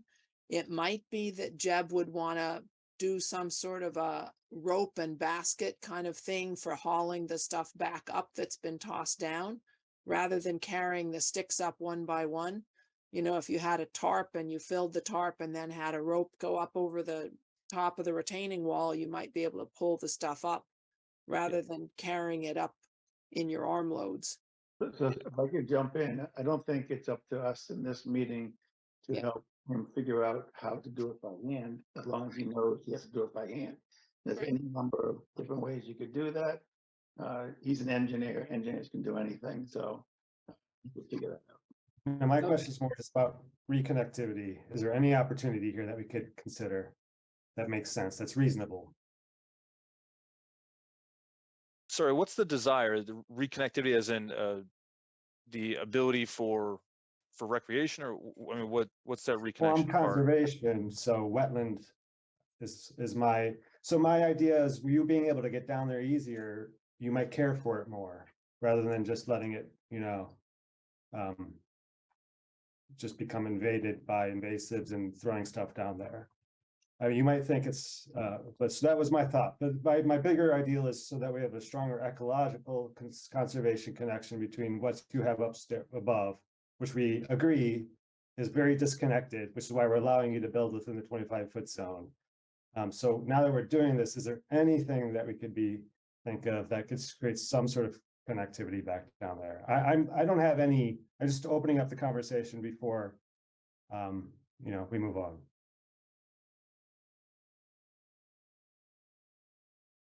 Andrew, can this be something he can think about rather than needing an answer right now? Yeah. If we're continuing, if we needed a vote today, I'd want an answer, but if we're continuing, absolutely. Okay. All right. So I had a couple of questions that I haven't heard answered yet. And one of them is, I'm a little concerned about this 3-story building that you're putting in, the garage with something underneath and an accessory apartment on top. And have you run this by the building inspector to make sure that the retaining wall is strong enough to support that much extra weight on the top of it? I mean, yeah, I have discussed this with the building department. I mean, as a note, I am an engineer. I'm a geotechnical engineer. I design retaining walls. I would be the one stamping it to say that it would be adequate. And the way that I've one of the reasons why I actually put the garage where it is that typically if you have a footing, you do kind of a 45 angle from the edge of your footing to where it is, and that's going to be your zone of influence. So that's one of the reasons why the depth of the footing, the basement actually helps out by transferring that load actually deeper, and from the footing depth. If you put it higher, then it would actually impact the wall more. But putting it at depth actually is a benefit, because you're not surcharging the back of the wall. You're actually transferring that load down to actually the stem of the wall, and in theory, it's would be the same or better in stability. Okay. All right, and then my other question was about the play structures, and whether when your kids have grown up, we could ask you to remove the play structures that are on, I believe, town land, actually. Is that something that you'd be willing to consider? Sure, yeah. Okay.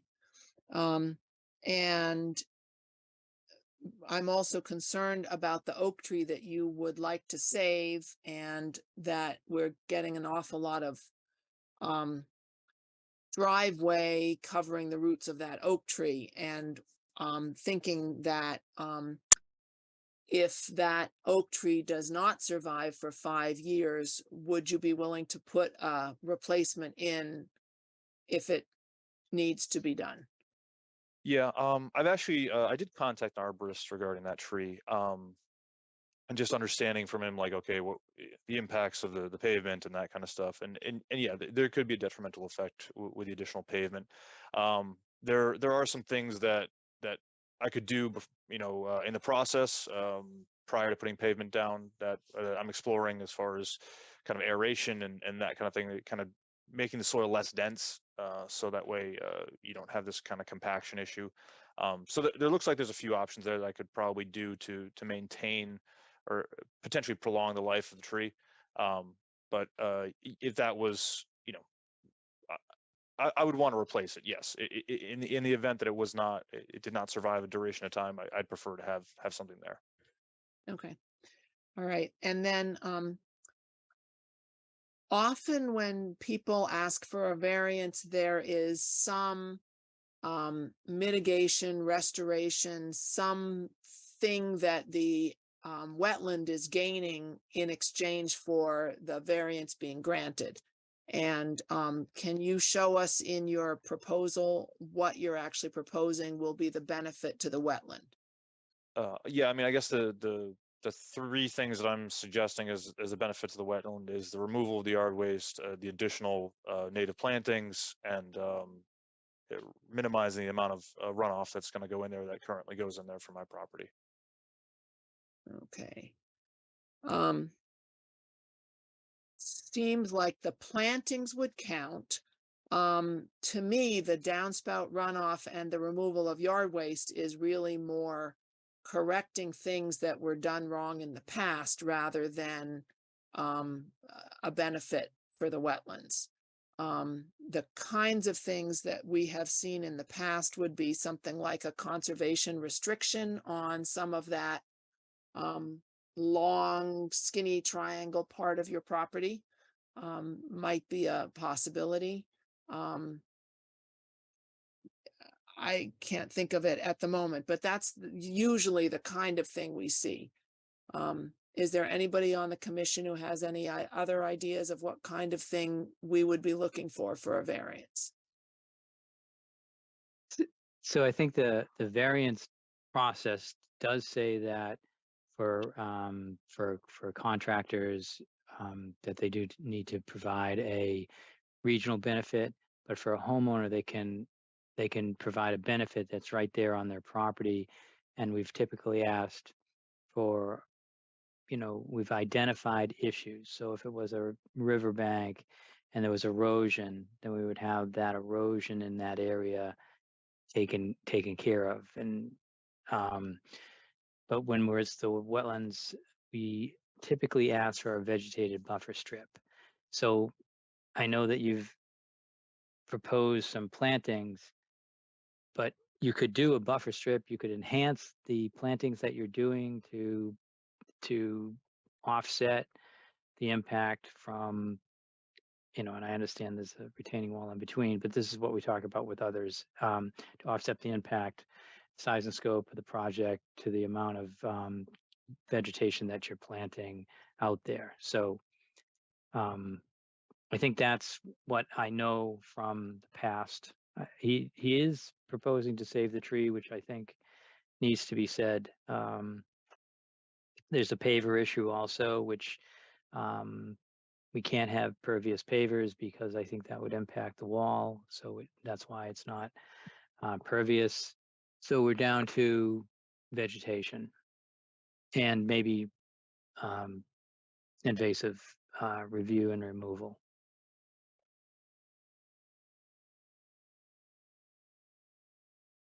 I don't have notes with me of whether we saw invasives, but I'm guessing there probably are some. So that could be added to the putting in some plantings, maybe checking for what the invasives might be and removing some. So so restoration, mitigation, restoration, you would restore the area back to its native native habitat. So we would be herbaceous, shrub, and tree layer, something like that. And I think that you're proposing some planting, but if you can think of those other things and then kind of create that in that area, that might be a bit more of what the commission would say yes to. And please chime in. I think size and scope of the project, taking the retaining wall into consideration as we're thinking about mitigation. But as my understanding is that you're only just doing some plantings, you're not creating a buffer strip. I'm not sure one's needed down there because it's kind of isolated, but still you could put in some in a herbaceous layer and do some ferns or something like that. So my only comment to that is I'm happy to pursue that. My only comment I was when you guys came out to tour the property, it was early in the spring. Now there is a lot more vegetation in that area. There's the ferns have come in. The I don't know the appropriate terms, but I've always called it skunk cabbage, things of that nature that are that are seasonal are coming in. It looks a lot more like a vegetated wetland now than it did when you were here, and I can provide some photos of that too if that's a benefit. But as far as maybe the shrubs, yeah, there's a lack of perennial shrubs, and that's what I was kind of thinking would be the planting that would be most appropriate.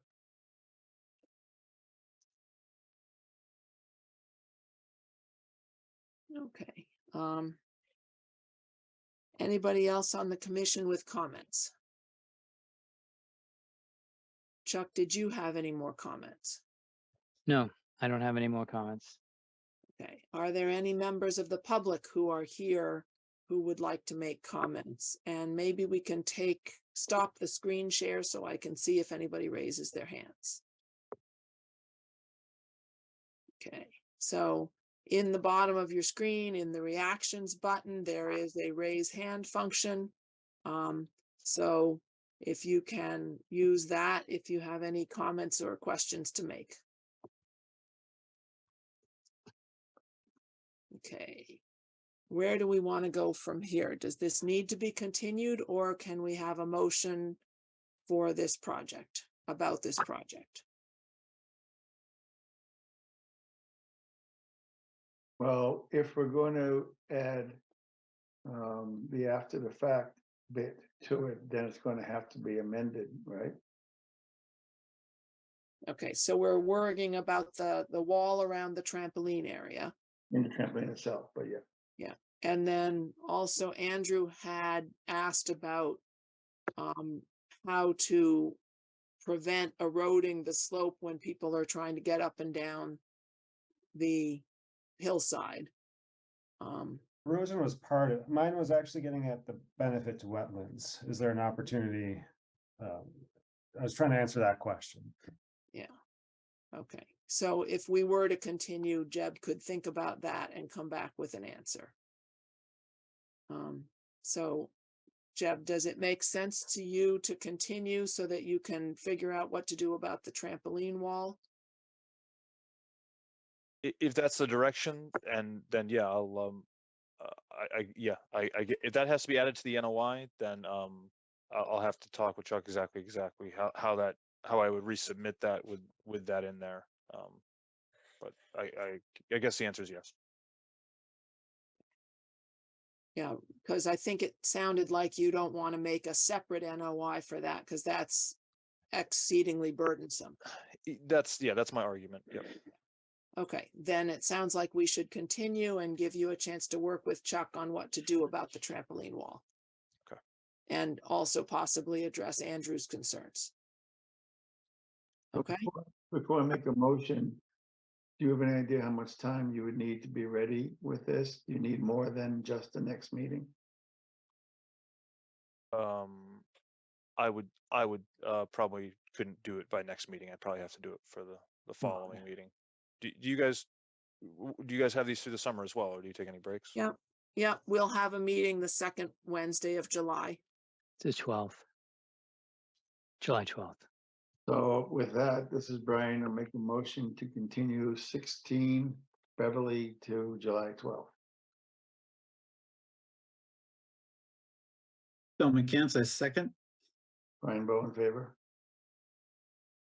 Bill McCann in favor. Andrew Driven in favor. John Sullivan in favor. Martha Moore in favor. Okay, All right, Jeb, thank you. Thank so you. Jeb, you can work with Chuck to figure out what to do for July 12th. Thank you. All right. Okay, thank you. Any sign of 2 Maple Street yet? You're No, gonna just delay them to the very end? yeah, I think yeah, we might see them in another half hour. So I would just take up 22 Small Lane, All right, is 22 Small Lane here? Jack Sullivan's here for that. Okay. All right, 22 Small Lane, open the public hearing on a notice of intent filed by Carolyn Gracias pursuant to Massachusetts General Law, Chapter 131, Section 40, the Wetlands Protection Act, and/or the Reading Wetland Protection Bylaw, Section 7.1, for demolishing a portion of an existing house and deck, construct a 2-car garage addition, a proposed deck, and a proposed screen porch. The existing house is to be converted from 1-story to 2-story. All of the work is within a buffer zone to a bordering vegetated wetland. The application and plans can be viewed on the Conservation Division page under the current project Assessor's Map 40, Lot 155, DEP file number 270-0770. Okay, so I think besides Jack Sullivan, we also want to let in Carolyn.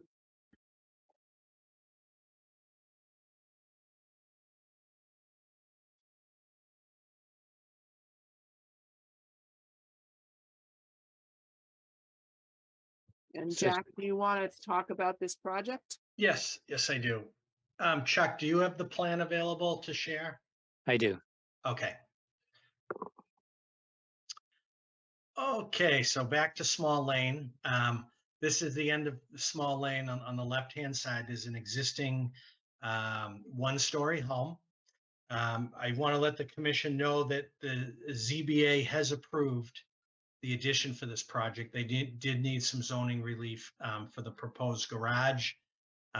Due to that hammerhead shape of Small Lane, it's a strange frontage for this house lot, but they did receive that approval. So just to recap what Martha was saying in the introduction, the owner is seeking to convert a 1-story house into a 2-story home and construct various additions, including a screen porch, a deck, the garage, and also expand the paved driveway, with all this work taking place within 100 feet of a bordering vegetated wetland.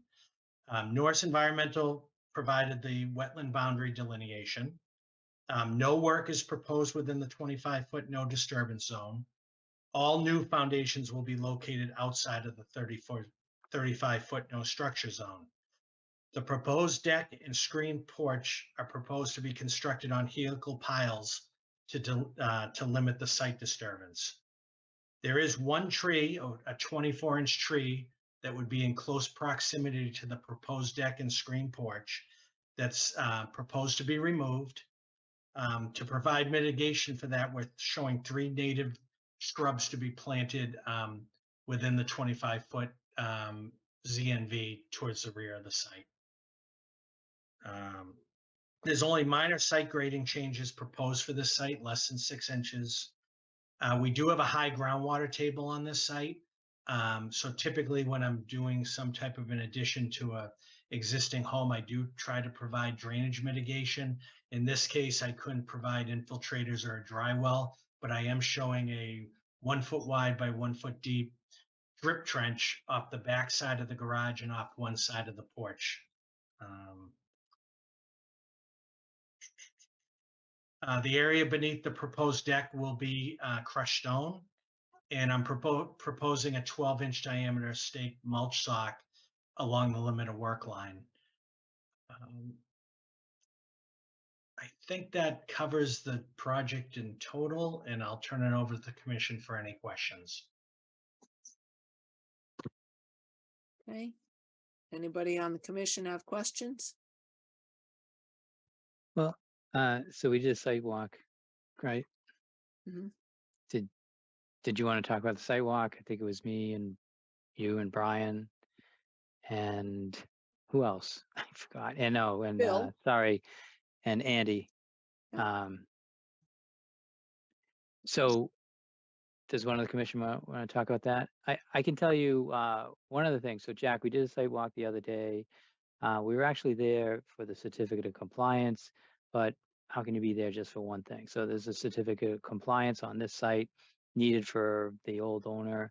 And so we went down there and we wanted to check out the shrubs that were supposed to be planted. And for this site, we wanted to check out the wetland flags and the tree and generally the location. So we did notice that some of the flags were missing, and a few of them seemed to be. I think that 7A was one of the ones, or 8A was one of the ones we couldn't find. The site looked as shown on this plan, and the tree that you're proposing to remove didn't have any obvious defects or cavities that we saw from our site visit. I think that we noticed underneath the proposed, or in the area of the existing deck, that there was some bug killer and some glyphosate. And it was concerning to know that that material was there in such close proximity to the resource area and with that low ground or that high groundwater.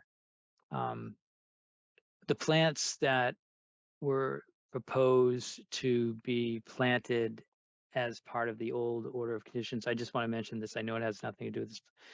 There were a lot of those that were dead, and they were awfully small, and it seemed like they really didn't or weren't able to establish themselves. That's what I can remember from the site visit. Did that prime any of the other commission members that attended that site visit to chime in where I forgot about? But Chuck, it was 7A. There was a blue ribbon on the ground in the area, but not the silver identification strip. But we were presuming that was 7A. Other than that, the other flags were there and most of the bushes had given up the ghost. And Yeah, I think that there were 2 surviving low bush blueberries, but most of the rest looked pretty much like they'd been badly eaten or damaged or something. Right. Yeah, there was something going on with that. Any other comments about the site visit? I got there this morning and this description is consistent, following the flags and so forth, consistent with what I saw as well. So Bill, you weren't with us on the other trip. I think it was Walter that was with us. Yeah, correct? Martha, I was with you on a previous zero small lane visit, but this one I had to do solo this morning. Yeah, Mm, right. But I knew there was somebody who had never seen the stream crossing, and we showed the stream crossing too. And I think that was Walter. It was me, and I agree with what Chuck said as far as observations are concerned. Okay. All right. Okay, so how do we proceed? We've got the certificate of compliance question, but I think what we just heard from Jack was the proposal for the project. So, do we have to sort out the certificate of compliance before we can discuss the project, or the other way around? So it's typical not to have two open orders of conditions. And so it would be advisable to close out the certificate of compliance, or, but I know that the work, it wouldn't satisfy, the work that was done for the certificate of compliance wouldn't satisfy the Conservation Commission, because the plants that were required, a lot of them died off. So we're back to where we were several years back, which is unfortunate, but that's what's happened. They just look like they died. I mean, all the stems are in place, and that was a problem. The only so what the commission wanted from the old homeowner was to control invasives and establish some native plants. And I can see that being part of this new project, but I can't see it being part of mitigation for this new project. So that's where, that's kind of the $64 million question. We're kind of like at a point where we need to get certificate of compliance out of the way, but the mitigations that was required still remains. So I guess one possibility, and this is, I'm just suggesting it, and it's up to the commission to discuss and find out if this is the way they want to go, is for the new homeowners to take over that mitigation. I don't think there's any invasives to remove. It's just the planting that needs to be maintained once it's, purchased, installed again. So with that, that's the only way I can think of moving forward. Okay, I'm gonna just say that for the certificate of compliance, the issue was the plantings. There are, however, invasives present on the lot. So if there needed to be mitigation for this project, invasive removal could be used as mitigation for this project, even though the plantings would not be considered mitigation for this project. Does that sound reasonable? So the reason why I didn't mention the mitigation is because they've established a line in the sand. There's invasives straight back to the border of New Hampshire, and they're unlikely to be able to, gain anything. But if they could maintain what's there, it seemed like it was a sufficient distance from the plantings. So that's why I didn't mention it. And it just Okay. seemed like there was a lot of invasives still in the woods and in the wetlands behind them. And this wasn't a small patch. So yes, that is something they could take on. I'm not sure, like you can see the property, it's not very big. I'm not sure how far into the woods they could go on their own property. But Oh, good that point. is Yeah. an example of what could be done. Yeah. Okay. All right. Jack, do you have any thoughts on this? Well, I had two questions for the commission. So I guess you guys did note during your site walk that you thought the 24-inch tree looked healthy. I know the owner wanted to take it down, so I didn't know if we should have some discussion on that. What else, if it's healthy, it's going to be close to their screen porch. But, and then second, with the invasives, if to offer mitigation, that would be if we were seeking some sort of waiver from this commission, right? We are providing some mitigation for like drainage and things like, if we remove the tree, the 3 new plantings, why would they be required to provide additional mitigation for invasives? I don't know. If there were a need for mitigation, Okay. that would be an opportunity. Okay, I understand. Right. So I do think that we typically ask for mitigation on all projects. So it's a, I'm going to say, policy of the Conservation Commission to try to get some sort of vegetated buffer strip or something like that to offset the project. I get that it might not be in the, in the regulations, our regulations to offer that or ask for that under Wetlands Protection Act under BVW. But I think that's what we've done for most people in town. Okay. And what's our thoughts on that existing tree that we're showing to take down? And everyone thought it looked healthy? So again, it's up to the commission, but typically a tree that close to the proposed work, or even without the proposed work there, it's a tree that I think we were just establishing the baseline that tree is healthy. So if it were to come down, there's some replacement value that needs to be assigned to it. Yeah. Ryan. Yeah, another thing to note is that the grassy area does go essentially right up to the wetland flags as much as it grows underneath some of the shadier areas.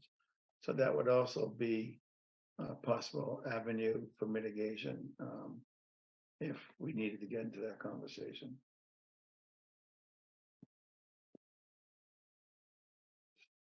The only catch to that is that the vegetation that was planted and did not survive is inside the zone of natural vegetation. So the question is, how wide do we want to extend the zone of natural vegetation? If we asked for the full 25 feet, it would be right up to their limit of work line on this plan. And we did notice that already there was mowing going on outside, further away from the house, beyond those bushes that were planted that haven't done so well. So minimum, wouldn't want that mowing to continue out that far. Yeah. But the minimum to stop that mowing, and then ideally claw back some of the area that's currently lawn that's pretty close to the wetlands. Got it. Okay. Any other comments from anybody else? Bill. I'm not saying someone's proposing this, but I think the commission needs to take care in suggesting that it could require a pre-existing non-conforming property to have to revegetate the entire 25-foot strip. I say this because I've studied bylaws of many, many towns. Those of you know who saw the report I wrote up. And the towns that do that make it an explicit part of their bylaws that they have that right. So just want to put that out there. We don't have that explicitly in our bylaws, that we can require that of pre-existing non-conforming properties, to use zoning terms. We certainly have a lot of discretion, but we have to be careful not to, in my view, have that as a default assumption that we can just require that of any applicant. That's it. Thanks. Andrew? Yeah, just to follow up on that comment, I'm wondering if that's one way, though, of navigating the open order of conditions, which we'll have to discuss later, but there's no way they could get, one way it would, I might be able to consider moving forward from that to this is if they do propose some sort of buffer. Maybe it's not the full 25 feet because that gives them very little grassy area, but some sort of defined no mow zone, since no disturbance zone might be too confusing to folks, where that's becomes more revegetated, and that's part of this plan as a way of mitigating or not, right? I mean, this is a particularly, I understand your concern, but this is a particularly strange one, like they all are. Bill, are you still raising your hand or did you fail to lower? Okay. All right. Anybody else on the commission with comments about this project?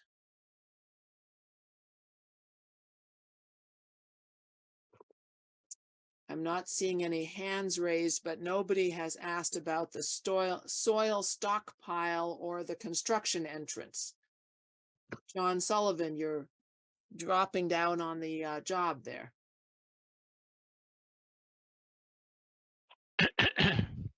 I guess could we hear about the soil stockpile area or the construction entrance?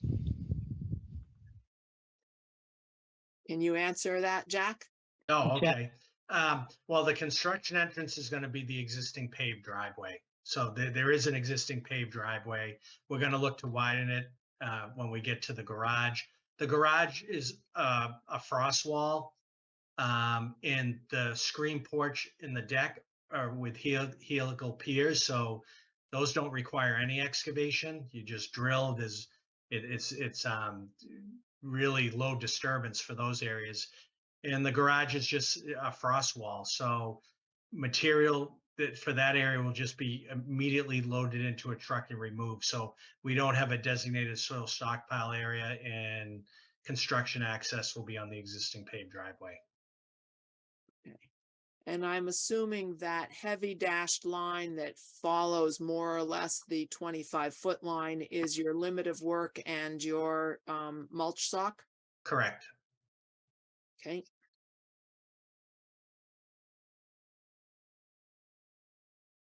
Where will the materials be stockpiled that are going to be used to build the screen porch deck, garage, and upper stories?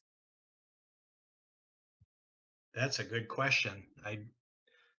Or even lumber for the addition. I don't know.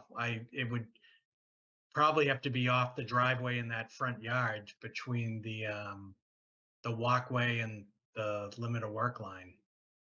Basically where it says edge of access easement. Right, in that area. That's really your only open area. Because we need to leave to the left of the proposed garage open for access to that backyard. Mm-hmm. Yeah, and I noticed the ramp that used to lead up to the front steps is now gone. So where it says proposed paver walk, I think is currently grass.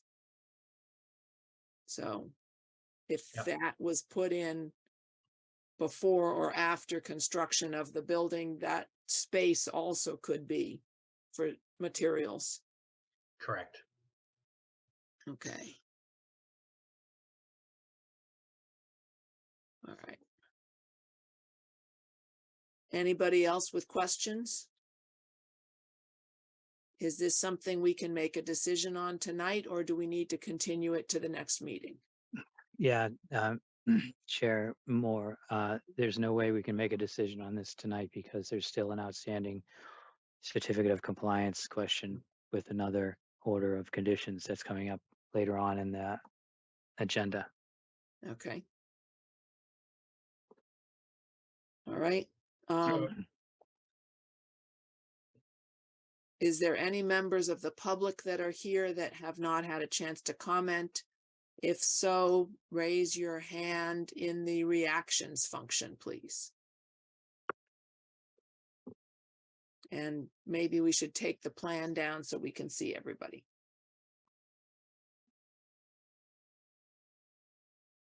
Okay, I see no other raised hands. So if we need to continue, do we have a motion to continue? This is Brian. I'll make a motion to continue 22 Small Lane until, how much time do you need, Jack? I take June 28th. Until June 28th. We never asked Jack if that's okay, but I'm assuming it is. Jack, is it okay if we continue? Yes, I'd be fine continuing till June 28th. I'll second that, Brian. This is Andy. Brian Bowe in favor. Bill McCants in favor? Andrew Driven in favor. John Sullivan in favor. Martha Moore in favor?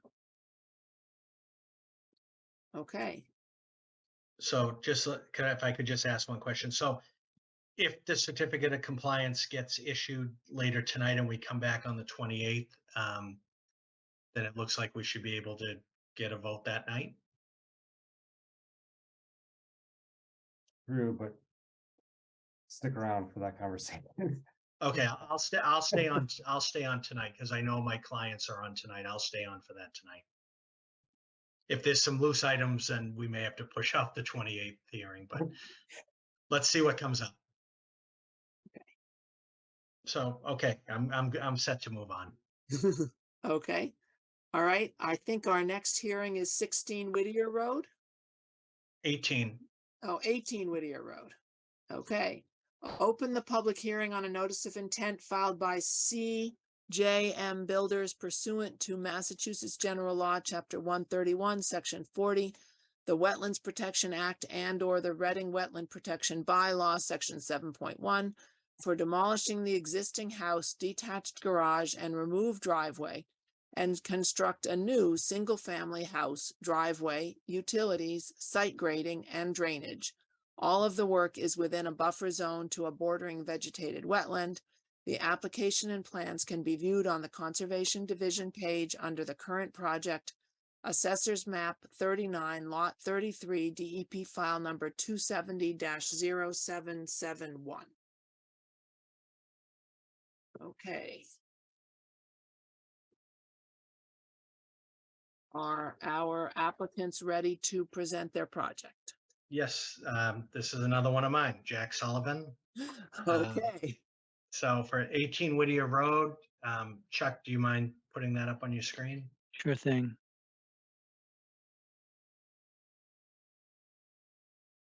Perfect. Okay, so at 18 Whittier Road, the owner is seeking to demolish an existing single-family house in a detached garage, which you can see towards the back of the lot, right close to the intermittent brook, within 100 feet of a wetland resource area. In addition, the existing driveway, which feeds back to the detached garage, will be removed. There's a rear concrete patio to the existing home that will be removed. The front walkway will be removed and the water and sewer services will be capped and cut during the house demolition. The proposed work includes construction of a new single-family house, a paved driveway, a paver walkway, site grading and utility services within 100 feet of a wetland. Norse Environmental Services provided the wetland delineation. You can see it's off the rear of the property. There's an intermittent brook with a BVW associated with it. Again, site grading changes are minimal on this site, less than 6 inches. We are proposing drainage, some drainage mitigation for this project. 1,000-gallon concrete dry well is proposed to collect, store, and infiltrate the proposed the front roof area of the house and the porch. 12-inch diameter mulch sock is proposed along the limit of work line. There is an existing catch basin out on the front left-hand side of this project. We're proposing that a silt sack be installed under that catch basin grate prior to construction. All the work, the house itself is outside the 35-foot no structure zone. There is some work within the 25, but that's really to allow demolition of the existing detached garage. In the area within the 25 where the detached garage previously was. We're proposing some native plantings to be put in to restore that area to more of a native state. And you can see within the 25-foot line, there's an existing landscape timber wall. It's not a retaining wall. It's just this kind of like a landscape feature that'll be removed within the 25-foot zone. That does it. There's no mature trees to be cut.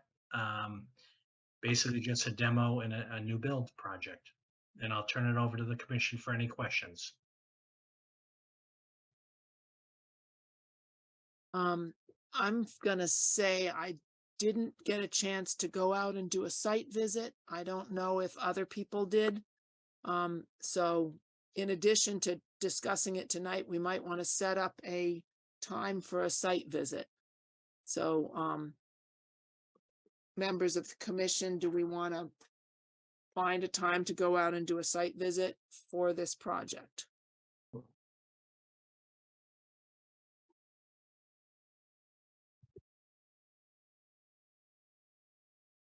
I'm getting no response. Maybe people have already been. I'm not. Not been. I'd like to go. Like to go. Okay, so let's start with a quick calendar check and figure out if we can get at least a number of us out there for a site visit. Martha, Mhm.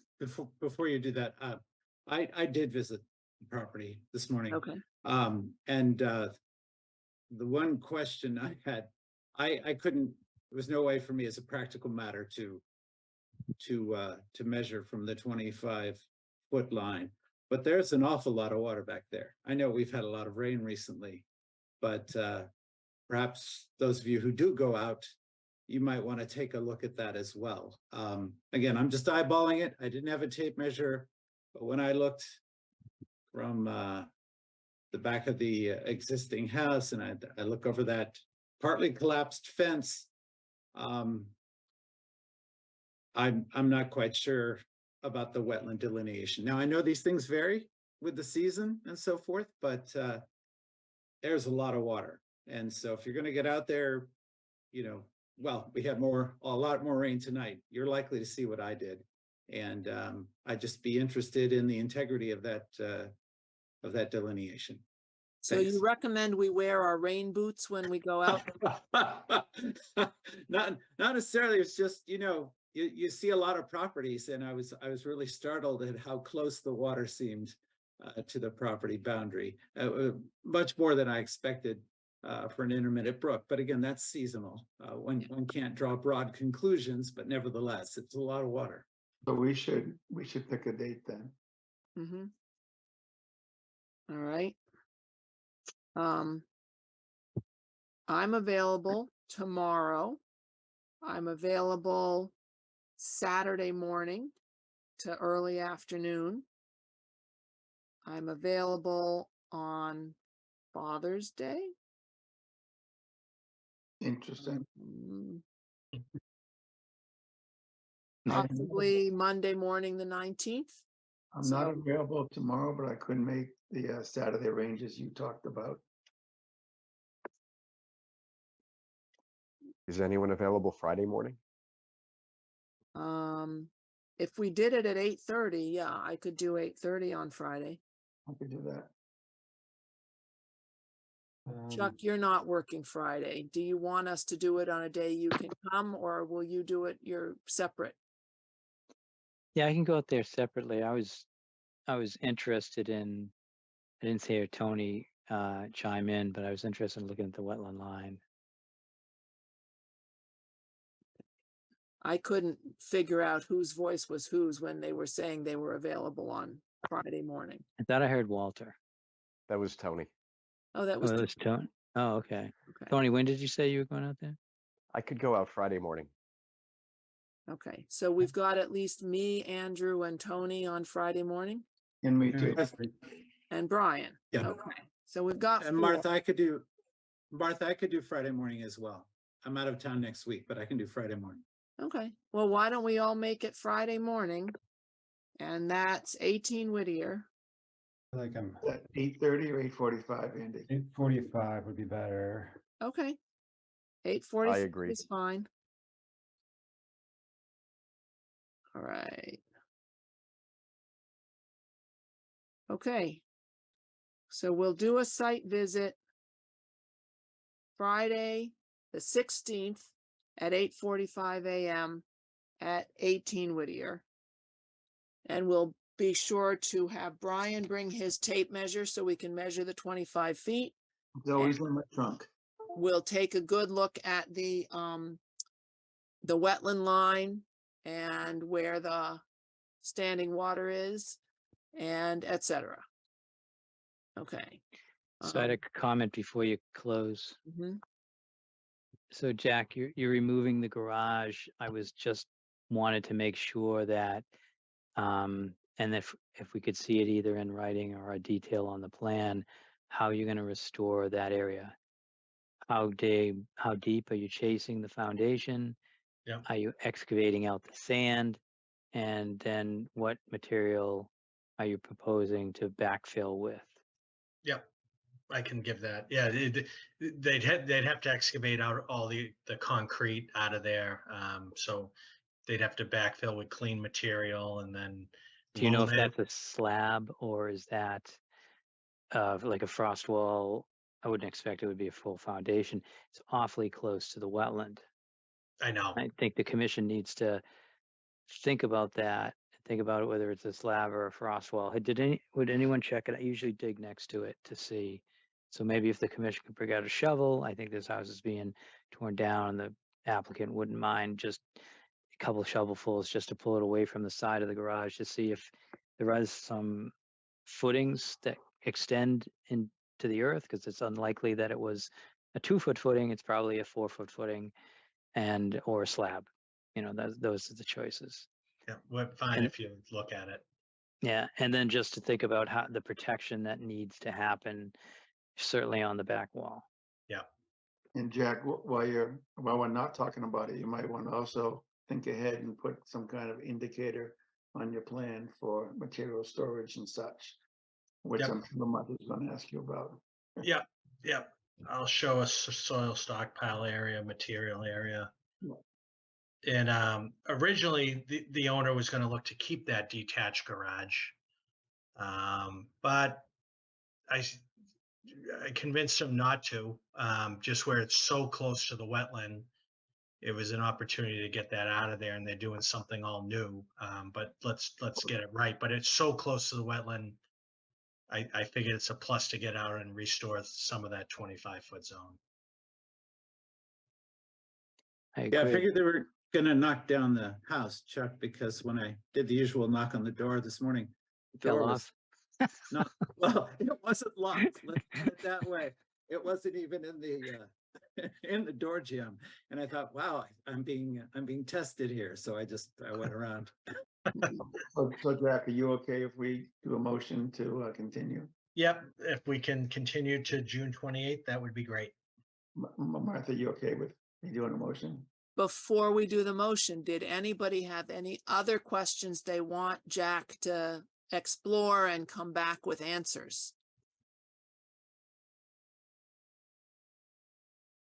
You know, it seems like you've clustered the vegetation all in one spot, and this strip that protects the resource area would probably be more desirable for conservation purposes. So maybe you could think about, you know, again, a vegetated buffer strip for instead of just planting it all in one area, since you're planting anyways. Okay, I'll talk to my client about that. Okay. And there's a hand raised. Right, I was just gonna say there's somebody with a hand up, and I was about to ask for people not on the commission, so this is a perfect opportunity. Gina,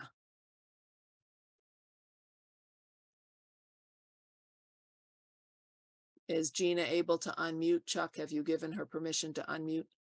Yes. Okay, All right, okay, thank you. Hi, everyone. here we are. Let me just unblur our Yeah, we hear you. Yeah. Okay. Thank you. Thank you, everybody. We'll be around Friday morning. We can make coffee if you'd like. So are you the owners or the Yes. applicants? 14, no, we're next door. So we're the house before you get to 18. We sat next door and we just had some questions here on, Jack's plot plan.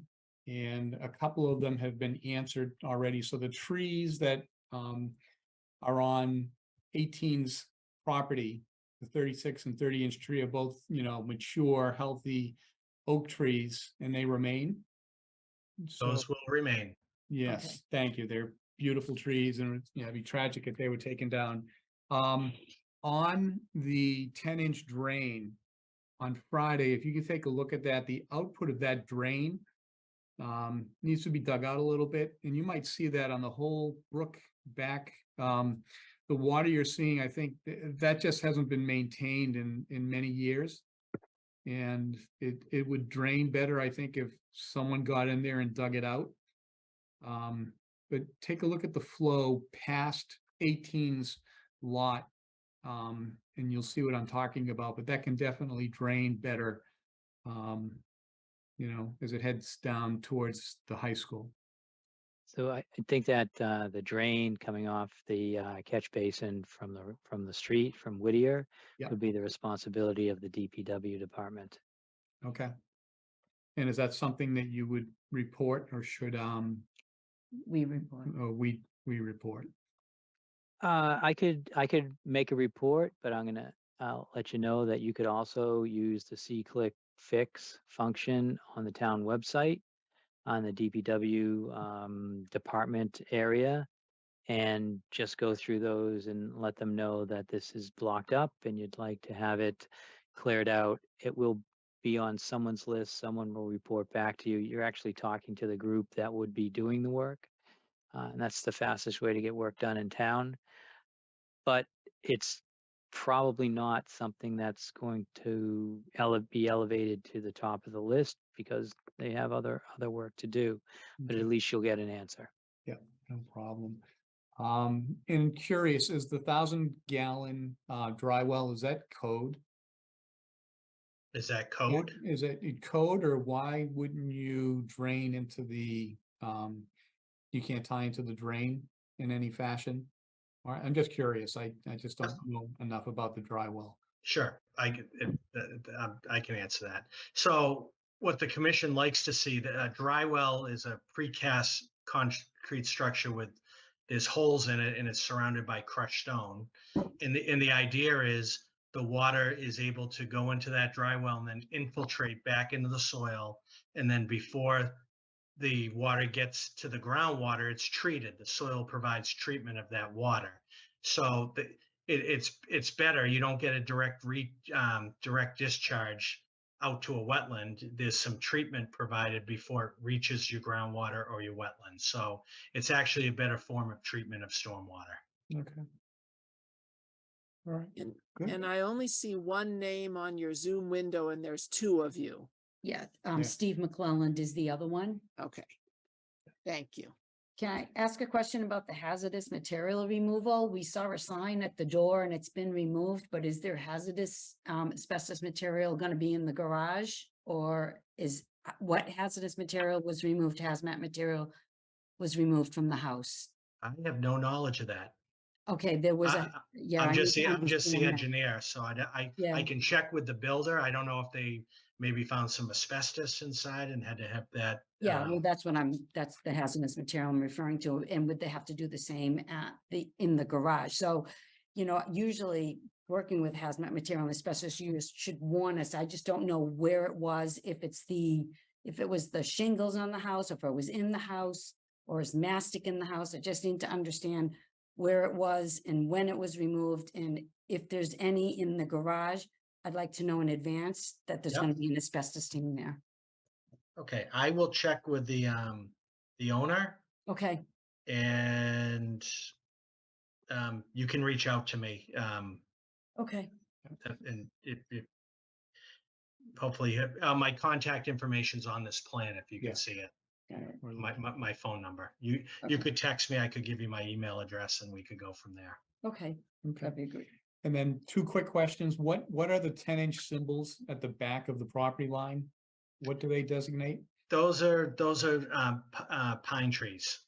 Okay, So those are an evergreen type tree. Yeah, The other symbol's a hardwood tree. okay, okay.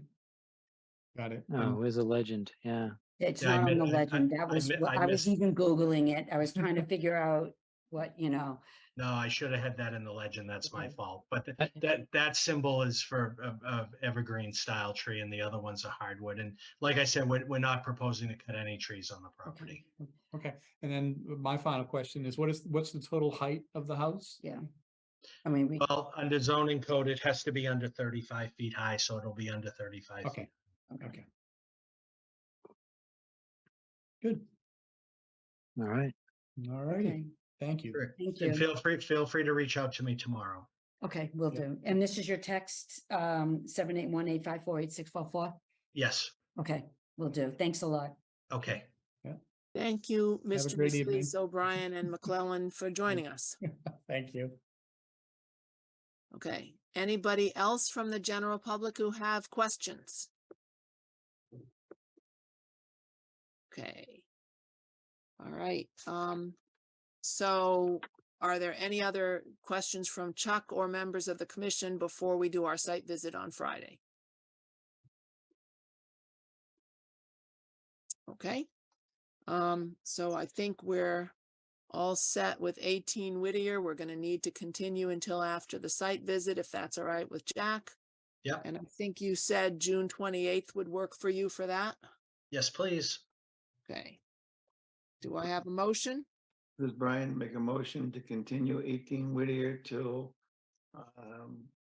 the 28th of July?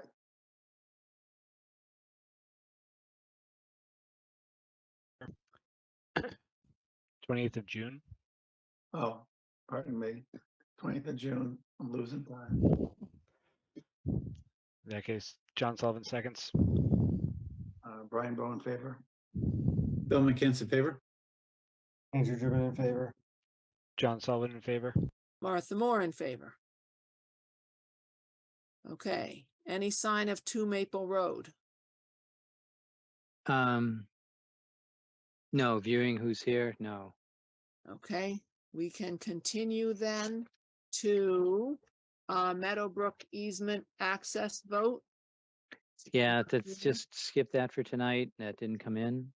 Okay, so then moving on to old new business, we have 2 certificate of compliance requests. We did a site visit. Let's start with 18 Small Lane. Do we have any concerns about giving them their certificate of compliance?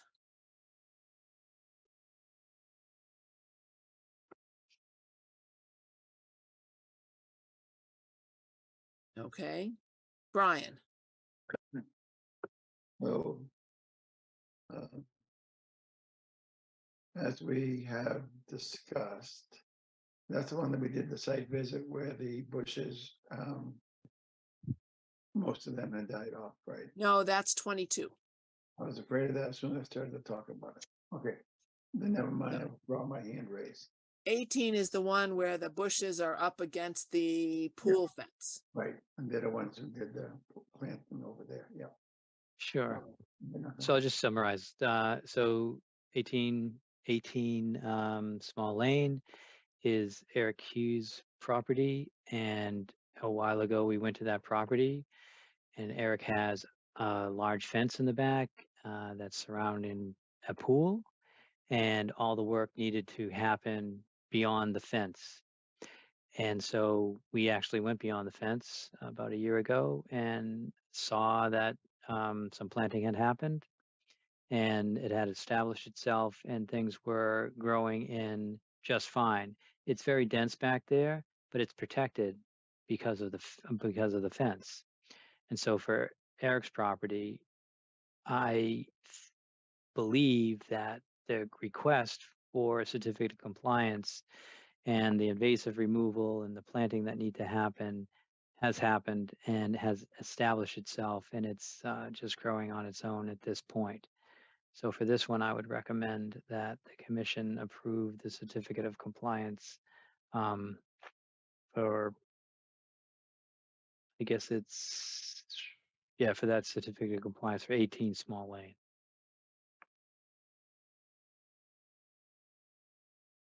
Anybody have any comments?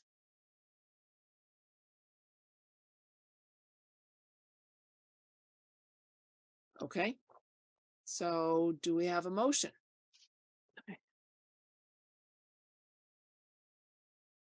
This is Brian. I'll make a motion to approve certificate of compliance for 18 Small Lane.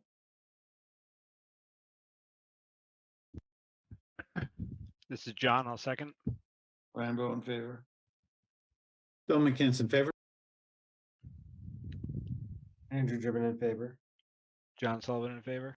Martha Moore in favor. Okay, now we get to the one where the bushes all died. I did see them a year ago. They had been planted, but they have not survived last summer's drought and this winter's cold spell. And there's only a couple of them that are still doing okay. There's the restoration plan for 18 Small Lane. Do I have that right? No, 22 Small Lane. And so we just looked at this property. There's the tree that's going to be removed from the last project. And this is where we walked. And You most of zoom those, in on that? I sure can. Most of those, that vegetation has died off.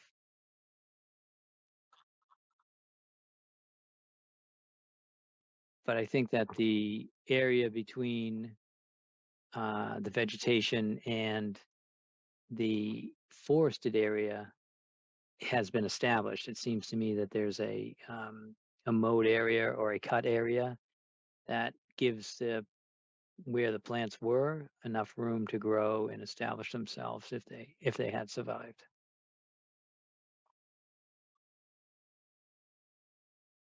Looking at this plan, I think that some of the plants were planted across the back near wetlands flags in 1918, something like that. I think there were some attempts to plant plants back there too. Am I misremembering that? I don't remember anything back there. They seem to be all on the right-hand side as we walk the property, and they didn't seem Okay. to be as dense as shown on this plan. Yeah, they seem to be pretty much in a line rather than an array. But okay. Yeah. So The wetland line looking- also looks different though, so. Yeah. I thought when Brian was saying we found the flags, they had different numbers. They did. I mean, the ones that we found were a series, and in that area it was 7, 8, 9, and we found them arcing all the way around. I guess it'd be counterclockwise on this view, but that's why I'm not recognizing whatever you said, Martha, about 18, 19 or something. That's not the flags that we saw. They're at the very top of the picture behind the house, as opposed to on the side of the house. Right. But I think this must be the wetland delineation from many, many years ago. Yeah. On this plan, and that's why the numbers don't match. Okay. Okay. But in general, I mean, almost all the way around, with the exception of 2, 3, maybe bushes, they have not survived, or else they're in very bad shape. And we were looking at and trying to determine, was it animals eating them? Was it, weather or something? There also was a thought that perhaps if they were bigger, they might have had a better chance of survival as opposed to being these very low to the ground bushes. But the reality is that very few of them have survived. So we would need replacement plants put in and have a chance for them to survive better. Possibly, well, they wouldn't have needed to water them today, but whoever's in charge of them needs to make sure they get adequately watered. Possibly some rabbit fencing or deer fencing around them to keep them protected until they get established. That was one thing we saw around one or two of them. There was a single wire semicircle, certainly not enough to discourage little wildlife from getting a lunch. So Chuck, on the planting plan for this originally, did it specify what size plant in addition to the variety, or is that something we'd have to amend? I don't recall. And let's see what's on this plan. What I'm reading is proposed red maple in a couple of places. Shrubs, 18 shrubs, ground cover. Oh, over here. Numerous shrubs were cut.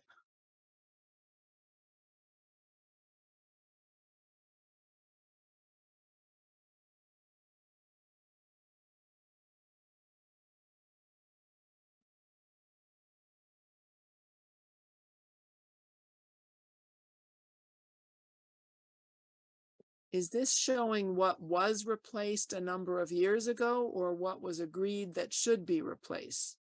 Because it says 2 shrubs. Yeah, so this is what they're replacing. It looks like a tree for a tree and shrubs for shrubs, or well, I guess they decided on just 2 shrubs over here on 22. Okay. Eric Hughes has his hand up. Can I call on him and see if he has a way of enlightening us on all this? Is that all right with you, Chuck? Sure. Okay, Eric? Hi there. How you guys doing? Sorry, I know this one is a bit confusing. So I believe the plan that you're looking at here was the original one. So just for a little bit of context, I think back in 2008. So this is not, I live at 18 Small Lane. My in-laws purchased 22 Small Lane, which is the property we're talking about right now. And, you know, we were helping them with, you know, both of them were submitted together. And then I was helping them with, you know, once we discovered that these were not closed. So I met with the committee to try to, you know, get closure to these properties. And so I believe this is the original documentation. And so what happened was when we were meeting in 2020, we kind of, the committee had come out and looked at the site and and I think it was determined that let's deal with what we have now. And so I submitted a planting plan and we came up with a path for closure on the property. It was removing of invasives, which we hired a landscaping company to come in and they removed all the invasives. And then I submitted a planting plan and then everything was planted and I resubmitted in the fall of 21 with receipt of purchase of all the shrubs and pictures of all the plantings.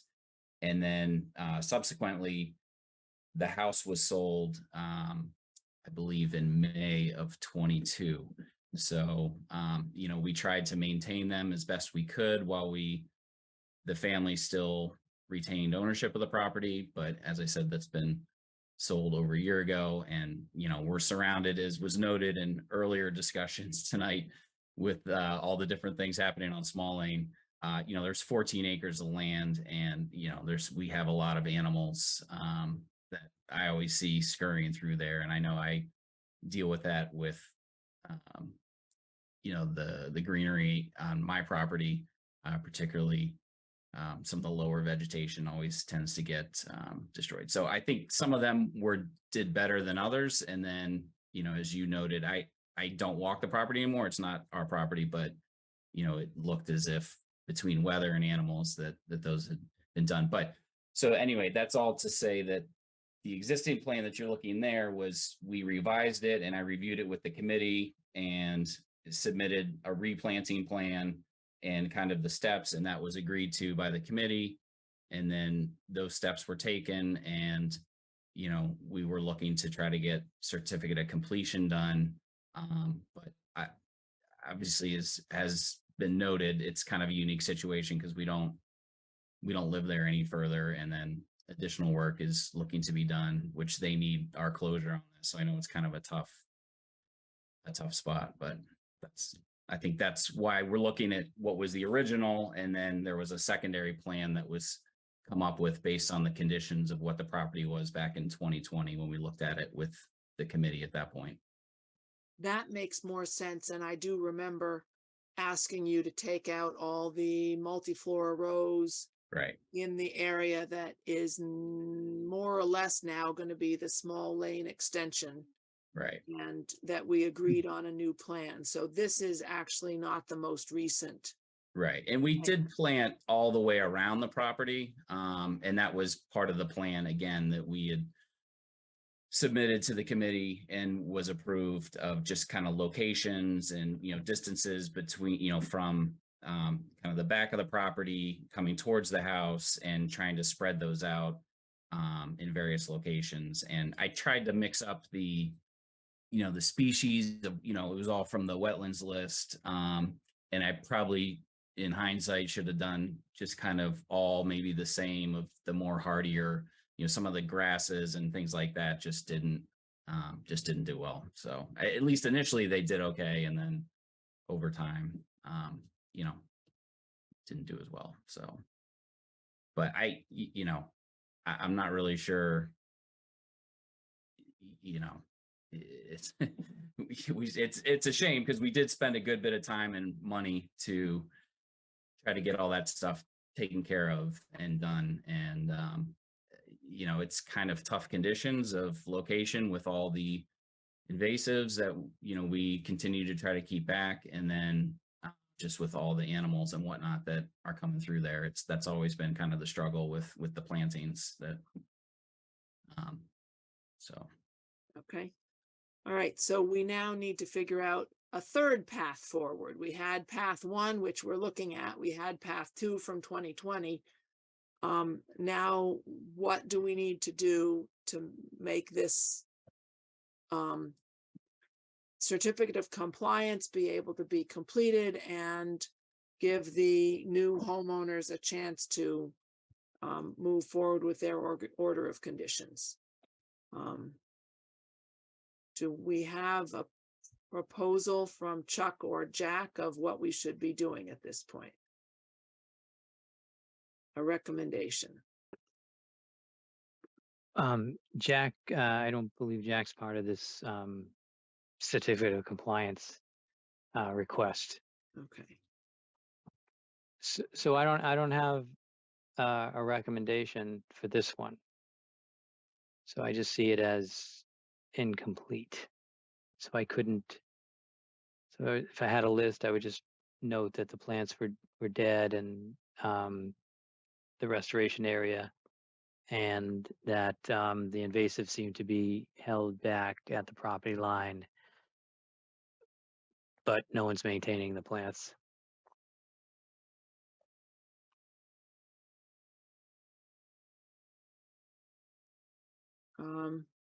Carolyn? Hi. During our time when we were talking about our renovation, someone suggested that we take over the issue, and then we do the replantings and then make sure that they are growing. We are happy to do that to move on with both our compliance and our renovation.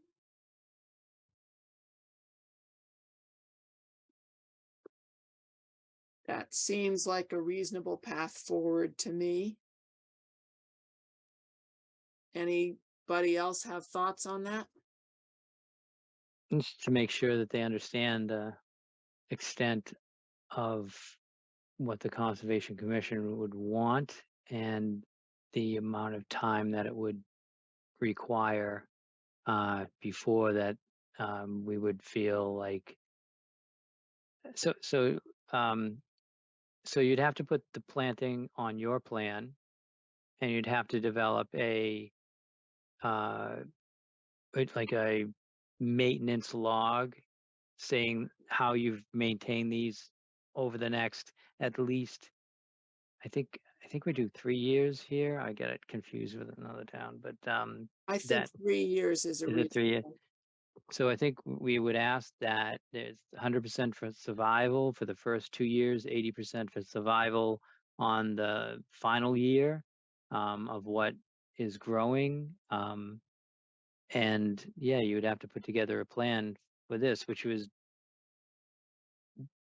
but again, just like we said before, if there was mitigation required for your project, this wouldn't count as that mitigation. So typically just keep it cleared out from invasives and keep it alive for 3 years.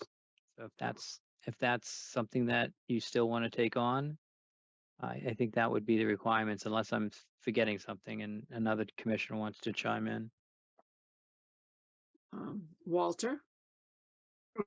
As long as we're talking about plantings, can we go back to the 24-inch tree that is to be removed and compensate somehow with maybe multiple smaller trees? I believe their proposal was 3 shrubs in place of that 1 tree.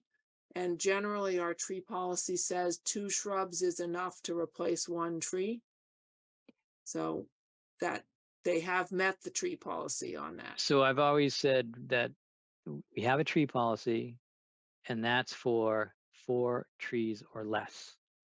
This is a notice of intent. The commission can make their own decisions with outside of the tree policy about tree removal. You're not held to the tree policy, although, I mean, in a way, you would use it as guidance. I don't think you would go, well beyond what it asks for if there was a reason that would support the additional, the additional requests. So if it said 2 shrubs for each tree, and you felt strongly that it's a sizable tree, it offers a lot of habitat, it's it's a maple tree, as long as it's not a Norway maple, I guess that it's a native tree, maybe 4 shrubs would be fine, or 2 shrubs and 1 tree or something like that. So Walter, I'm saying that yes, you can make a proposal, but let me let you know that this is not that application. This is just a certificate of compliance, and we're trying to get to yes on that. Jack will be back at our next meeting about the tree and possibly putting in this mitigation or this vegetated area that we're talking about now with the applicants. Okay, Bill. Yeah, I was just rechecking both from the Reading Wetlands Protection Regs and the state regs. And the great thing is, if we determine after review and inspection that the work has not been done in compliance with the order, we may refuse to issue a certificate of compliance. I just wanted to assure myself that it was may, not must. And so that gives us flexibility, the flexibility we're looking for here, to have them assume these responsibilities. But I agree that we need some detail here. We need to be very specific about what we're looking for before we take this route, this unusual route, which the circumstances require, with a certificate of compliance. So I would like to see the specifics in writing before we have a vote on this unusual route. That's my comment. Thanks. So do we have access to a copy of the 2020 agreement? That is what Eric used to plant the replacement shrubs? Eric, do you have I that? have a copy of that planting plan that was submitted at that time. Yeah. Chuck, can you stop sharing? And maybe Eric, do you have it available? Could you share it on your screen? I don't have it available and I'm sorry, I don't have that on my computers here. Okay, so it's not on your computer, but you have it someplace. Yeah, and I could submit that. Yeah. Do you remember off the top of your head how many plants there were that you actually planted according to that plan?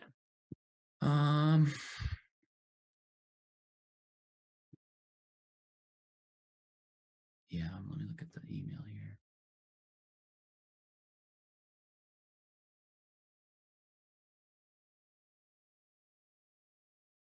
Sorry, I thought I had the copy of that. Oh, here it is. You can send it to me, Eric, if you want. Okay. Yeah, this looks like 5 blueberry bushes, 5 grasses, and 6 red twig dogwoods. So 16. They're just looking at That 2 different things. sounds like about the number that we saw when we were out there looking at the spots where they had been planted. Right. And I had, I have the pictures of when it was planted, where they were, all that stuff. So, and I do have the plant. I'll just have to dig through my stuff, but I do have that original approved replanting plan from 2020. So I can submit that to you. Okay, and I'm going to suggest to the new owners that the grasses may be the ones that did the least well. And so they'd be better off planting shrubs, and the larger the shrub you can afford to plant, the more likely it is that it will survive predation by rabbits and deer and things like that. And anything you can do to protect the younger plants from being eaten, like deer netting or rabbit fencing or something like that, would also help increase the chance of survival for those 3 years. Okay. So do we need to continue this till the next hearing and give them a chance to come back with a planting plan, and Eric can send his copy to Chuck and Chuck can share it with the new owners so that they know what they're trying to replicate? Does that sound like a path forward? Yeah, that sounds reasonable. That works. I can send it to Jack and Jack can take it from there. But not only in writing, Jack, I'd like to see it on the plan so we can see what's going on, and I can review it if the project's approved. I can do that. Okay. Does that make sense to the applicants? Yep. And I believe, Carolyn, go ahead. No, I was just going to answer yes. But I also have just a follow-up question. So is what we're planning is to move the plantings under our request with the renovation as one, or are these two separate things? No, you would take on the responsibility of establishing those plants, and they should be shown on your plan, and they'll become part of your order of conditions. Gotcha. All right. Thank you. Okay. So I would send, just for clarification, so I would send to Chuck the planting plan that we had approved, and then he can send that to Jack and the new owners and do the review that way. Is that what I'm hearing? I think so. Yeah, so I think that we're just trying to get Jack the information so we can put it on the plan.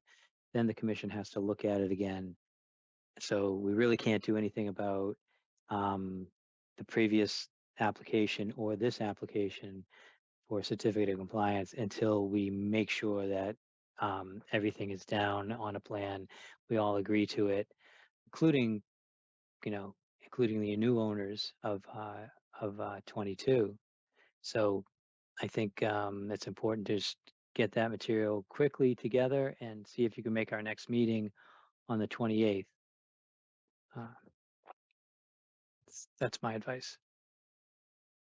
I think I did find the planting plan. Yeah, but we don't need it now. We're Okay, ready that's to fine. kind of move on anyways. That's fine. I And did we've find it, kind of so established.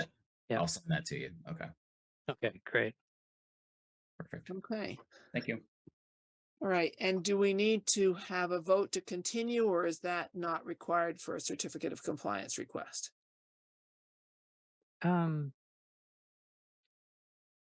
You could vote to continue. Well, actually, it's a request. You don't need to vote. Okay. You can just continue. So Jack, can you, is that good? Can this happen by the next meeting? I think that that's important that you think that you can pull this together. I guess you Yeah. could always let me know that it's not going to work and you could continue, but just It'll wanna hear work if Eric can email that to you tomorrow and then you get it to me, that'll give me some time. Sure. Okay, will do. I'll do it now. Okay, thank you, Eric. Okay. All right. Thank you. All right. Good night. Okay, now we have a certificate of compliance request from 88 Glenmere Circle. We have, yeah, is, not sure I see 88 Glenmere here, but No, I don't. quite often this doesn't need the applicants to be on site, to be at the Conservation Commission meeting. But I know everyone did a site visit. And does anyone want to talk about the site visit? Brian? Sure. A number of us went there. In particular, we were double checking on some of the yard waste and brush and some invasives that we saw the last time. The last time we were already satisfied with the structure that was put in the ground. So this was following up on those 3 areas, and we all thought it was well done. There were a few flowers of some invasives still left, but they were pretty far back, and the area that we really had to focus on was much better. The base of trees had been cleared away, so I believe the upshot is that the homeowners have done everything we asked them to do. And I visited this morning and I want to concur with what Brian just shared. Thank you. Yep. Okay. In the interest of time, I would let you know that no other discussion is needed. We just need a vote. Okay. Do we have a motion? Brian, to make a motion to approve certificate of compliance for 88 Glenmere. Bill McCants, I second. Brian Bowe in favor. Bill McCants in favor. Andrew Driven in favor. John Sullivan in favor. Martha Moore in favor. Great. So Okay. now we're down to 50 Azalea Circle. and Deb Giotes here, and I'll let Mr. Ghosh in to discuss. I understand that a site visit has also taken place. Can't remember other than Brian who was there, but Martha, you must have been. So could you do the walkthrough also? Mhm. Sure. I think we also had Walter and Andrew. Andrew or Walter, would you like to give the rundown? I'm tired. Okay. All right. I'm Martha, happy to back do to it. you. Yep. I just want to acknowledge that I wasn't the only one there. We had 4 of us. We did see that the litter had been picked up. So that it looked like there were 2 large black trash bags in the back sunken area that probably contained the litter that we had seen. But we were concerned that the issue with the erosion control had not been taken care of yet. The erosion control was still old hay bales and silt fence, and the stakes that hold the hay bales in place were at a 45-degree angle. In the very back of the property, there was a place where we could not see the erosion control at all, and the soil had escaped past the line that would have been erosion control and was a few feet beyond that boundary. And there did seem to be some work pulling the slope back in the front of the property, but we still definitely did not see enough correction of this erosion control problem to be able to issue a full year certificate of compliance for it, or whatever, extension. Bill, you have your hand up.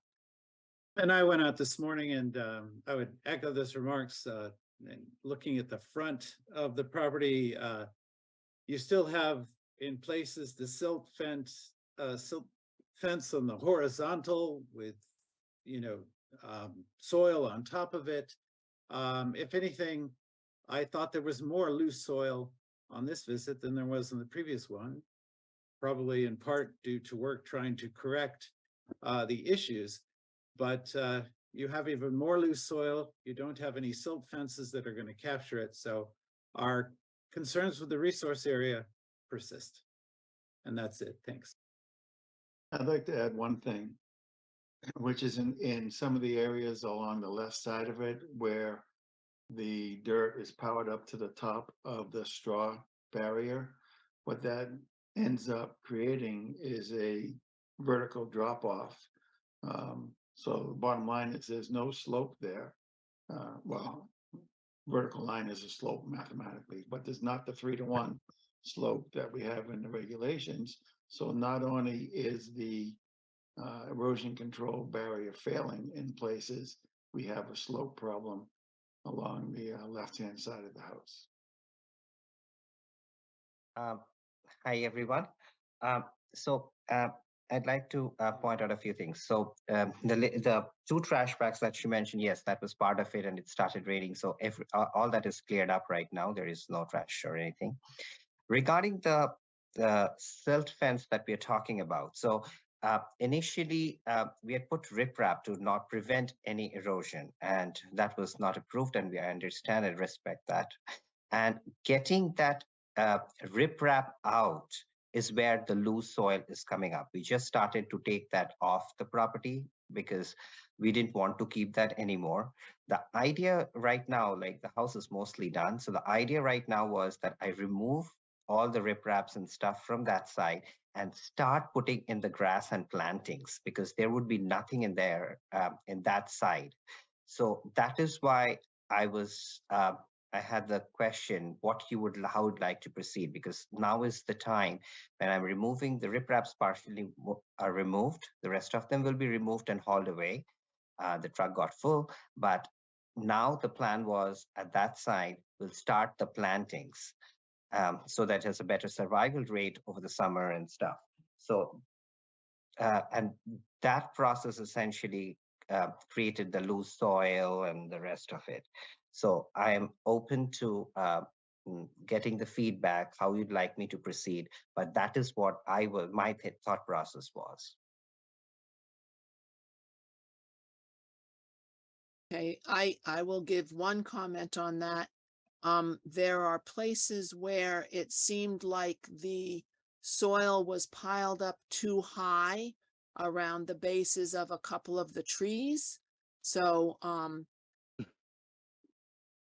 I think planting with the grade as it is now would not be the best plan. I think you need to get rid of the places where the soil has been pushed over the erosion control or mounded up to bury the basal area of the tree where it's supposed to sort of spread out wider at the bottom, and all we see is a tree that comes straight down. So I'd like to see some of that excess soil be removed in order to be able to plant at a appropriate level. No, I agree. And you probably see, so that was the idea that now probably we're just going to fill in the infiltrations and stuff has been inspected. And so we are going to grade it and remove the excess soil and start plantings. But if you insist, we can start put in a silt fence there and then do it, or I can take it and we can come back in a few days and you can inspect and we can start doing that. I'm open to discussion. Open to whatever you guys decide, open to taking the feedback. I guess I want to have a information question. We're being requested for an extension. When is your actual expiration date? Does it happen before our next meeting? Yes, 22nd of June. Okay, so it's coming up in a week. So I would suggest that we don't vote for a full year extension because I really don't think we've seen the work done that needed to be done. But we could vote for maybe a 1-month extension to give you a chance to put in the silt fence and get rid of the soil that's threatening the wetland. That would be my thought. Chuck, is that viable? Can we offer that option? Yeah, you can extend it just for a month. I'd like to know what the other members think about that. You could also do an enforcement order and extend it for a year.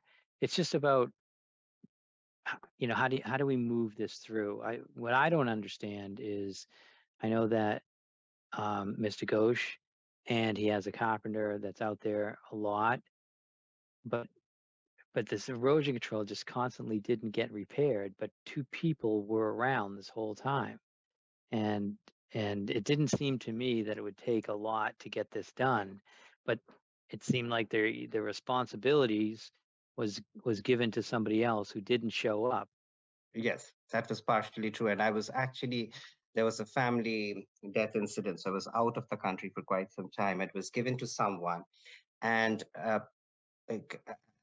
he created that. Removing the riprap, he created all that situation, which could have definitely been mitigated.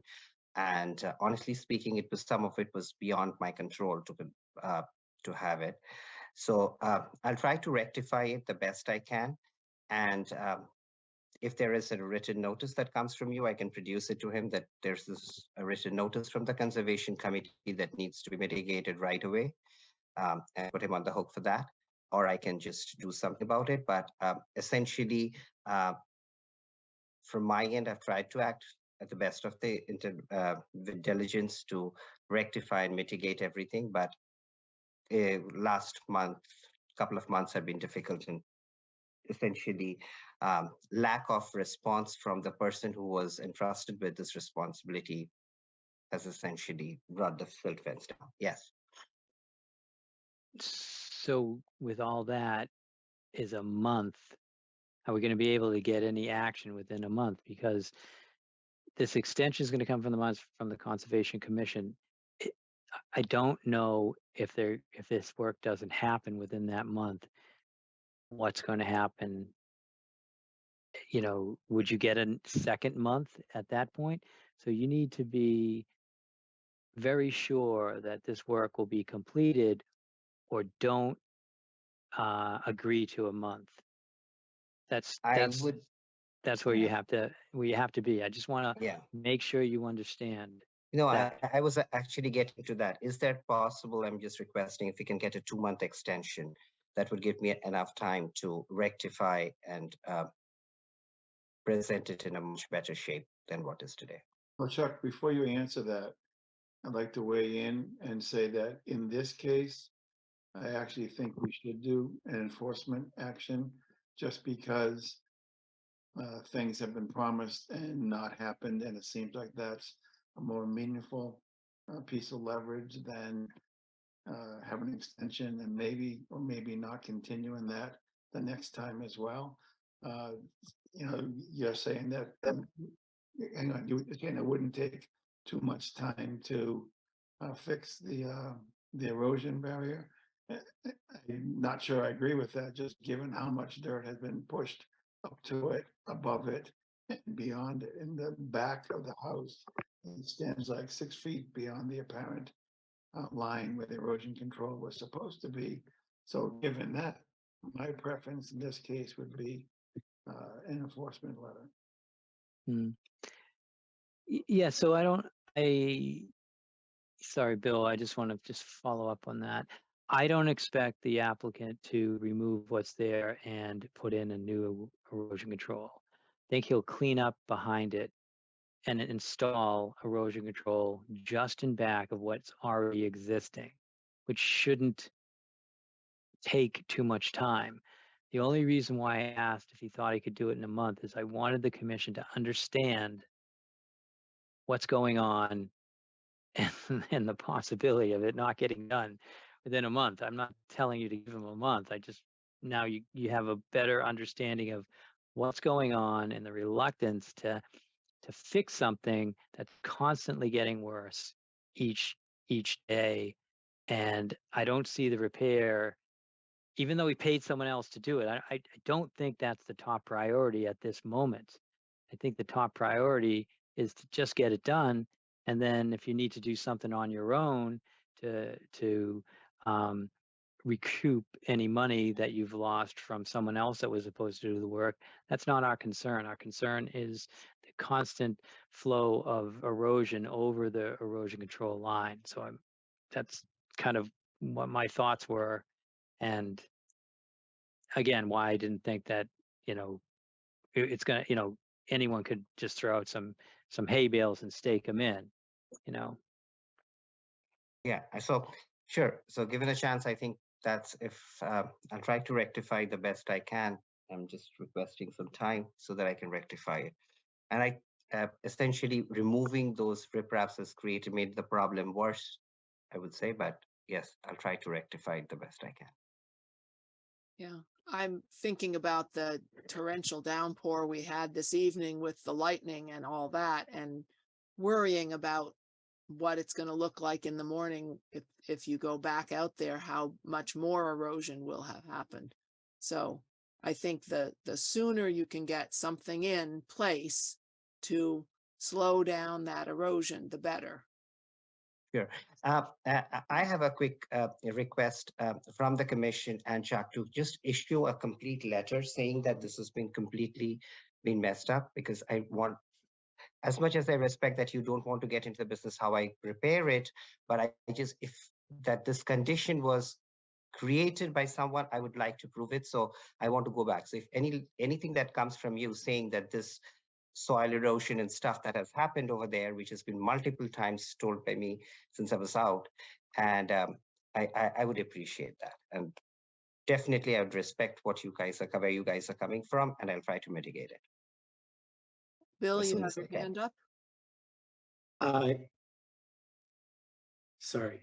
Yeah, I just want to point out that the other option in the state regs is we deny the request and we require a new notice of intent for the remaining work.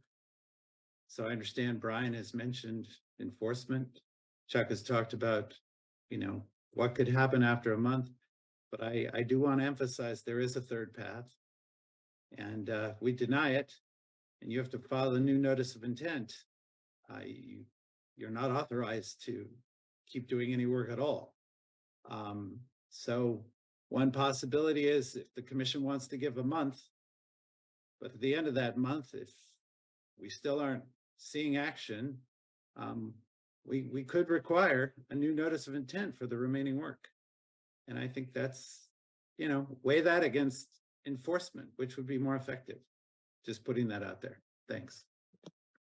Brian? Yeah, I like that thought process, Bill. The one thing I always worry about is hit an extension and extend, hit an extension and extend. So if we were going to take a path like that, then I'd want there to be strong understanding that if the work did not get done fully, satisfactorily, and not, I'll try. If it doesn't actually get done, then I would think that we would take an approach of saying, file a new NOI. That's, I mean, that's a big deal in my mind, that doing new NOI, but it's entirely within the applicant's powers to make sure that that doesn't get implemented. So I do like that thinking.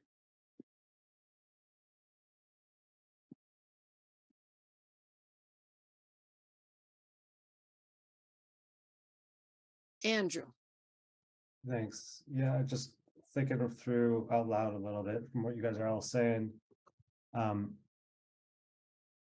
Doing A and B and waiting on C. So we do an enforcement order. And we could do an extension for a month or what we all agree upon. That way there's a record of the enforcement order creates a record that we're not happy with the way things are moving. And then we give them an extension so they're not stopping the work for a month. And then that way, if we deny it in a month, we have a record with our enforcement order where we could feel more comfortable saying this is not moving forward in a way we're happy with, and we have a paper trail to show you where it is. So that's what I'm thinking right now. okay, and it sounds to me like the sense of the commission is not to give a 2-month extension. We really think that this erosion control needs to be put in place quickly. So Sure. I think a month is really what we're aiming for here. So, Okay. Yeah, I mean, I'd rather see August 1st than September 1st personally. yeah. I really hate to see this dragging out and out and out through the entire summer with erosion continuing. So, can we get some sort of enforcement order sent out to Mr. Ghosh promptly so that he can pass that on to his people who were supposed to do the work? And can we have a motion for a 1-month extension? And we are under the understanding that at the end of that 1-month extension, we have the possibility of denying further extensions, and then all work would have to stop. Brian, I just want to make it clear, though, that if we give them a piece of writing that says, here's the issues, it does not relieve him of the responsibility in the meantime for getting this done. That may or may not help him with his own business. Put that aside. This is on you, Mr. Ghosh. You own the responsibility of this situation. So Yeah. it's not going to be, we're going to wait for you to resolve whatever issue that is. You need to get this work done pronto. Yes. I think that, Andy, what about extending it for a month? And then the commission can they can tell them, this wasn't taken care of, so you're gonna have to refile. Work stopped. I'll alert the building department right away. So work will be stopped. And instead of an enforcement order, it's just so it doesn't complicate things, because we have that, which is really applying a lot of pressure. But just sending like an enforcement letter instead of order to emphasize what we're looking for, because it won't have to be followed up in a meeting. It won't have to be ratified and then released later. And we're really getting what we want through a 1-month extension and the threat to not extend it again unless the work is done, and he'd have to file. And I will remind you, Mr. Ghosh, that this application has been going through the Reading Conservation Commission since 2007. It was approved twice. It was denied once. It was overturned in court. This has been a crazy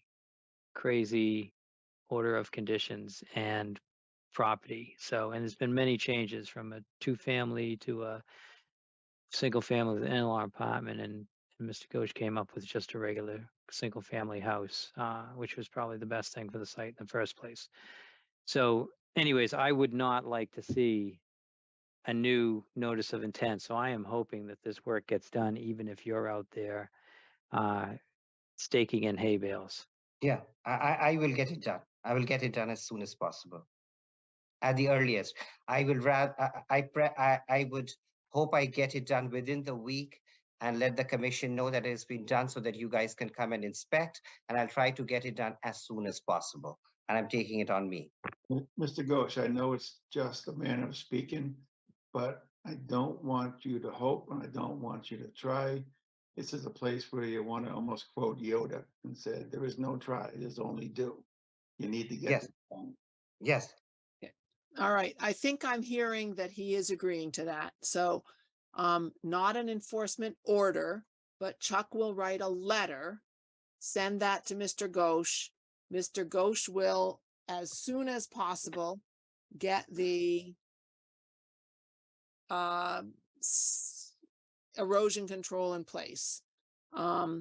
And with those two understandings, do I have a motion for a 1-month extension for this enforcement, for this notice of intent? And just quickly, Chuck, if you wouldn't mind in that letter, just citing 10.058, which actually talks about our discretion to do that, 10.058. Thanks. Sure, thank you. With that, this is Brian. I'll make a motion to extend 50 Azalea by 1 month. This is Bill, I second. Brian Bowe in favor. Bill McCants in favor.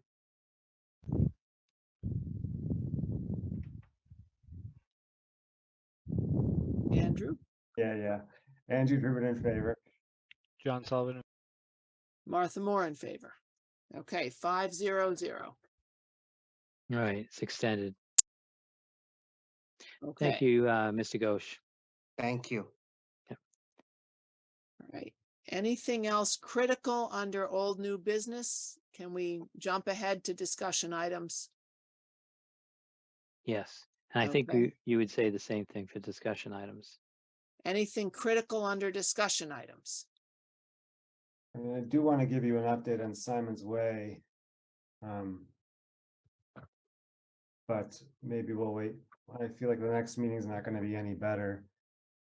I mean, briefly, two things have happened. Our charge has been expanded to include a bigger area, including the area behind Burbank Ice Arena and the baseball fields. And keep in mind, a lot of the area that's around the whole part of town, which is largely conservation, either as Chuck came to a meeting a few weeks ago and gave us an overview. There's a newer map that was approved by the select board that was produced by Chuck, so he could speak to that and if you really wanted to. But I think when Chuck came and spoke to the SWEC committee a couple of weeks ago, seems to be a good understanding that there's really not a lot of buildable land back there.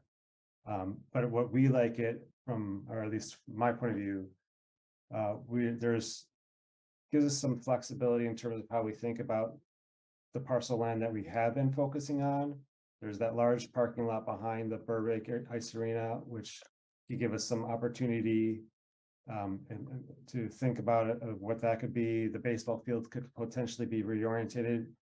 But there's really no push at this point of like trying to build on concert. Like there's a lot of vernal pools there. It's complicated land and people seem to understand that. So that was a change that's, I think doesn't really change things much yet, but maybe it will. And then we've been talking about just how we're going to judge the proposals. So we've kind of laid out some criteria that we've been talking about for the past 2 meetings. And just in terms of how do we as a committee decide what is best for the site. Yeah, so we had a meeting yesterday. I'll just cite kind of a couple of them real quick, but we were really focusing on, does it fit the town goals? Does it provide a wide range of public use? Is it going to be an intergenerational project? So it's going to be not just multi-generational, but because one of the potential projects that could come here would be, you know, some people are calling it senior centers, other people are calling it community center, intergenerational center. So we're just trying to decide how we move forward with the site, and we're still very much figuring that out. But I think from the survey results, if you guys remember that we had a survey a few months ago, I guess now. And there are some top choices from that were really recreation. I think everybody wants to see some more recreation in town, but we just don't know what that's going to look like. So we don't have much to report to you all at this point, but we have been wanting to bring in the recreation department head and someone from the senior folks, the recalc, and Chuck's been present with the conversation, so we're not inviting him back anytime soon unless we need him. But that's where we are right now. Okay, Oh, man. thank you. And thank you for doing all that work for us, Andrew. It's good to have a representative from the commission on that group. Yeah, thank you. No, it's been a good group so far. Just it's hard to make progress. Yeah. Okay. Anything else? I think we should put off wetland regulation revision to another day. Absolutely. I just want to make sure, or actually check, Chuck, was that sent out to the other commissioners yet? The document I shared with you last week? I believe it was. I may have forgotten about it. So That's let me okay. just put a question mark on it. Okay, I appreciate it. If you haven't sent that out, because I wasn't CC'd if it was sent out. I just want the commissioners to know Chuck will share a document. I researched over 40 other towns, their language and so forth, so it's evolved. And when we eventually get time to talk about it, it'd be great if you'd had a chance to look at that document. I think you'll find it very interesting to find out what other towns are doing. Thanks. Okay. Terrace Park dog fence letter. I think something was sent out to that homeowner. Is that correct? I wasn't CC'd on a final letter. I did a draft for Matt Cronellis, and he said he was going to take it from there. And I haven't heard from Matt that he finished off the letter or changed it in any way and sent it out. So I think that's to be determined, I guess. It is town land. It is a town, issue. It's not really a conservation issue, but they were willing to work with us on this. Okay, so we'll wait to hear back what happens before the next meeting. We did have a DPW meeting on June 6th, and I don't remember whether there was anything important for us to share with the rest of the commission. Okay. And do you have any, Brian or Chuck, did you remember anything we specifically need to tell about? No, Nope. they talked about the project near the DPW yard. But I don't remember anything earth shattering, no. Right. Yeah, the DPW is hoping to fence in more of their property because of wildlife coming into the DPW yard. So don't remember particularly anything else that we discussed. Okay, the next one would be on the 4th of July. So I gather it won't be. So Chuck, you'll let us know when the actual replacement meeting happens? Yep. Okay. No, absolutely. Okay. So as far as our next meeting, it's July. No, I mean, we have one July 12th, right? Yeah. Yeah. June 28th and then July 12th. Yeah. So I will not be at the July 12th one. Okay. That's the family wedding I told you guys about. And will you also not be available July 11th if that turns out to be DPW? Correct. I'm leaving the 8th and gone for a week. Okay. So if there's anybody else who has a burning desire to hear what happens at a DPW meeting, you are more than welcome to volunteer to join us for the July DPW. It's usually on Zoom, so it's not a big, heavy lift. And you don't need a half a pill of no dose. That's sufficient. Okay. Otherwise, Chuck, if you send me the link, I'll happily join it. It sounds good. Okay. Friends and Family Day went well. Brian was there all day. Walter and Andrew and I each did a little piece. And I think Bob from Open Land Trust shared our table for a few hours. The little stickers that Chuck volunteered to the pile was probably the most successful of our things. We got only a handful of people sign up for the potential newsletter. Had a number of good conversations. I came across at least one person who knew where the piece of land was that Martha and her husband donated. He called me and did I know the name of it? Fortunately, I did because I had just heard about it. But anyway, all in all, it was fine. Cool. That's very impressive. Okay. And Brian, where is the list of names of people who signed up to get on the newsletter? I have it here with the other items from the table, so. Okay. And I would suggest that you share that list with Chuck and he can start making a mailing list. And we should actually, even if it's only 10 names, we should send a newsletter out sometime. I do plan on returning that to him along with his stickers, so he can use those on his desk. Okay, yes, the lizards were very popular. They were. Okay. All right. Minutes for approval. All 4 of those sets of minutes have been sent out. Have people had a chance to read them, and can we approve them quickly and adjourn before 11 o'clock? Let's start numerical order, date order, January 25th. Are there anybody who didn't already share any issues with those minutes?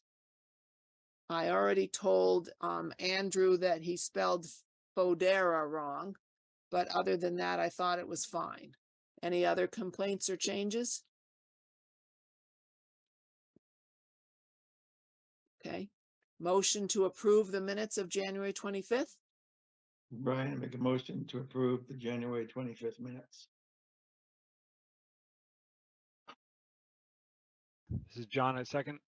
Brian Bowe in favor. Bill McCants abstain. Andrew Gibbon in favor. John Sullivan in favor. Martha Moore in favor.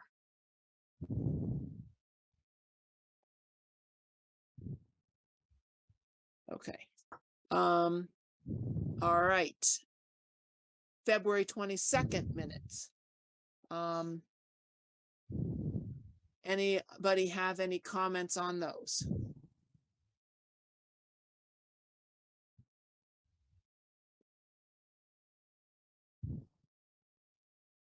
I did ask John to correct the wording for something that was a stream that was 57 feet away from the stream, and he has corrected it to say 57 feet away from the project.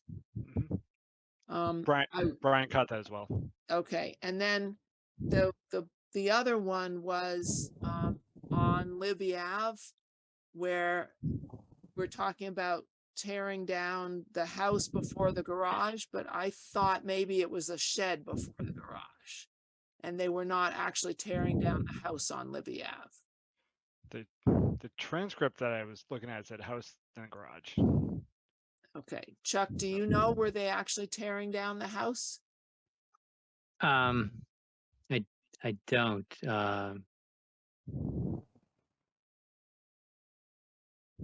how do we look into this? Well, when I read the description of the project, it said they were only removing a shed and a garage. And that's why I was concerned about the house being torn down in the minutes.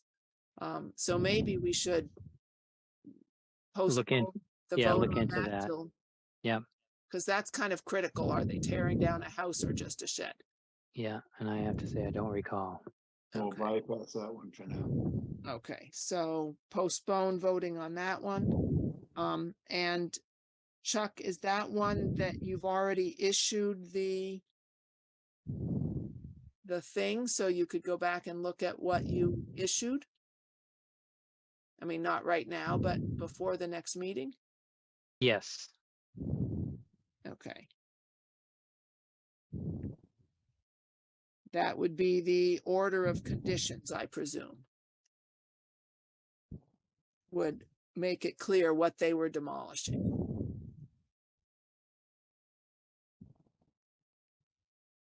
just give me the address again. It's Libby Ave. Libby Ave, they were demolishing a garage. Yeah, but also a shed, Well, not a house?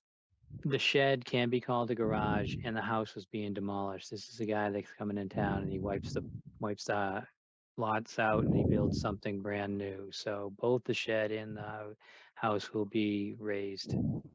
Okay, The house is outside of our jurisdiction. That's right. okay, so then that's correct. So we don't need to postpone. They were gonna do the house first and then take down the garage. Okay, so never mind. All right. So with the one correction about the stream at Joanna, can we have a motion to approve John's minutes? That was February 22nd. February 22nd. This is Brian to make a motion to approve the minutes from February 22nd. This is Andrew. I'll second that. Brian Bowe in favor. Bill McCants abstain. Andrew Driven in favor. John Sullivan in favor. Martha Moore in favor. Okay, May 10th. Any comments on May 10th?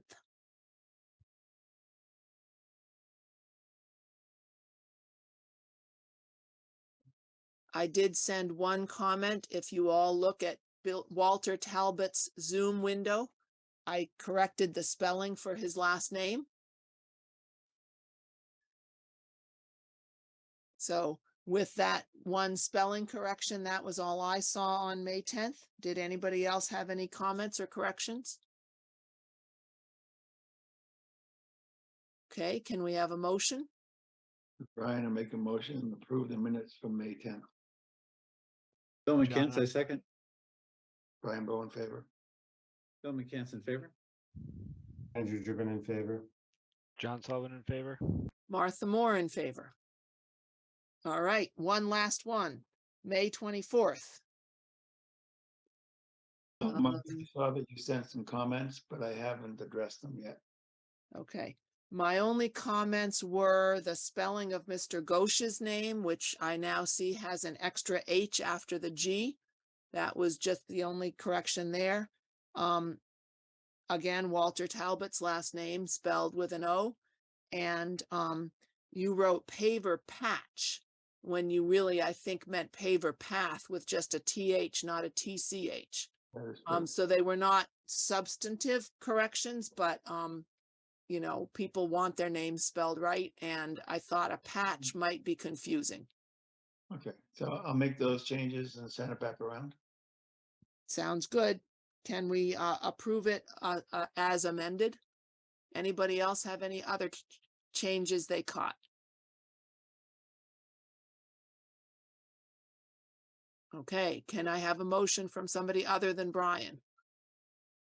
Bill McCants, I make a motion to approve the minutes for May 24th as amended. Andy, I'll second that. Brian Bowe in favor. Bill McCants in favor. Andrew Drippin in favor. John Sullivan in favor. Martha Moore in favor. Okay, we are at 11, but I do want to have one chance to thank John Sullivan for all of his work on this commission. He and I joined at the same time, so we've both been on it since 2020, and I very much appreciate all that he has done for us. John, do you want to share your future plans? So I heard yesterday I've been appointed to the finance committee in town, so I'm gonna be moving on to do that after a full term and on conservation. So I guess thanks for having me. It's been a lot of fun, and keep up all the good work. Add a Joe for us. Will do. Yeah, say hi to Joe. Yeah. All Right. right. Yeah. Thank you John, for all thank your you very much. contributions, John. Thanks, John. We'll see you at the garden. Sounds good. Okay, anybody have anything else we need to cover before we adjourn? Okay, well, it wasn't quite 11 o'clock, but can I have a motion to adjourn? This is Brian. I make a motion to adjourn at 11:02. Bill, I'll second. Brian Bowe in favor. Bill in favor.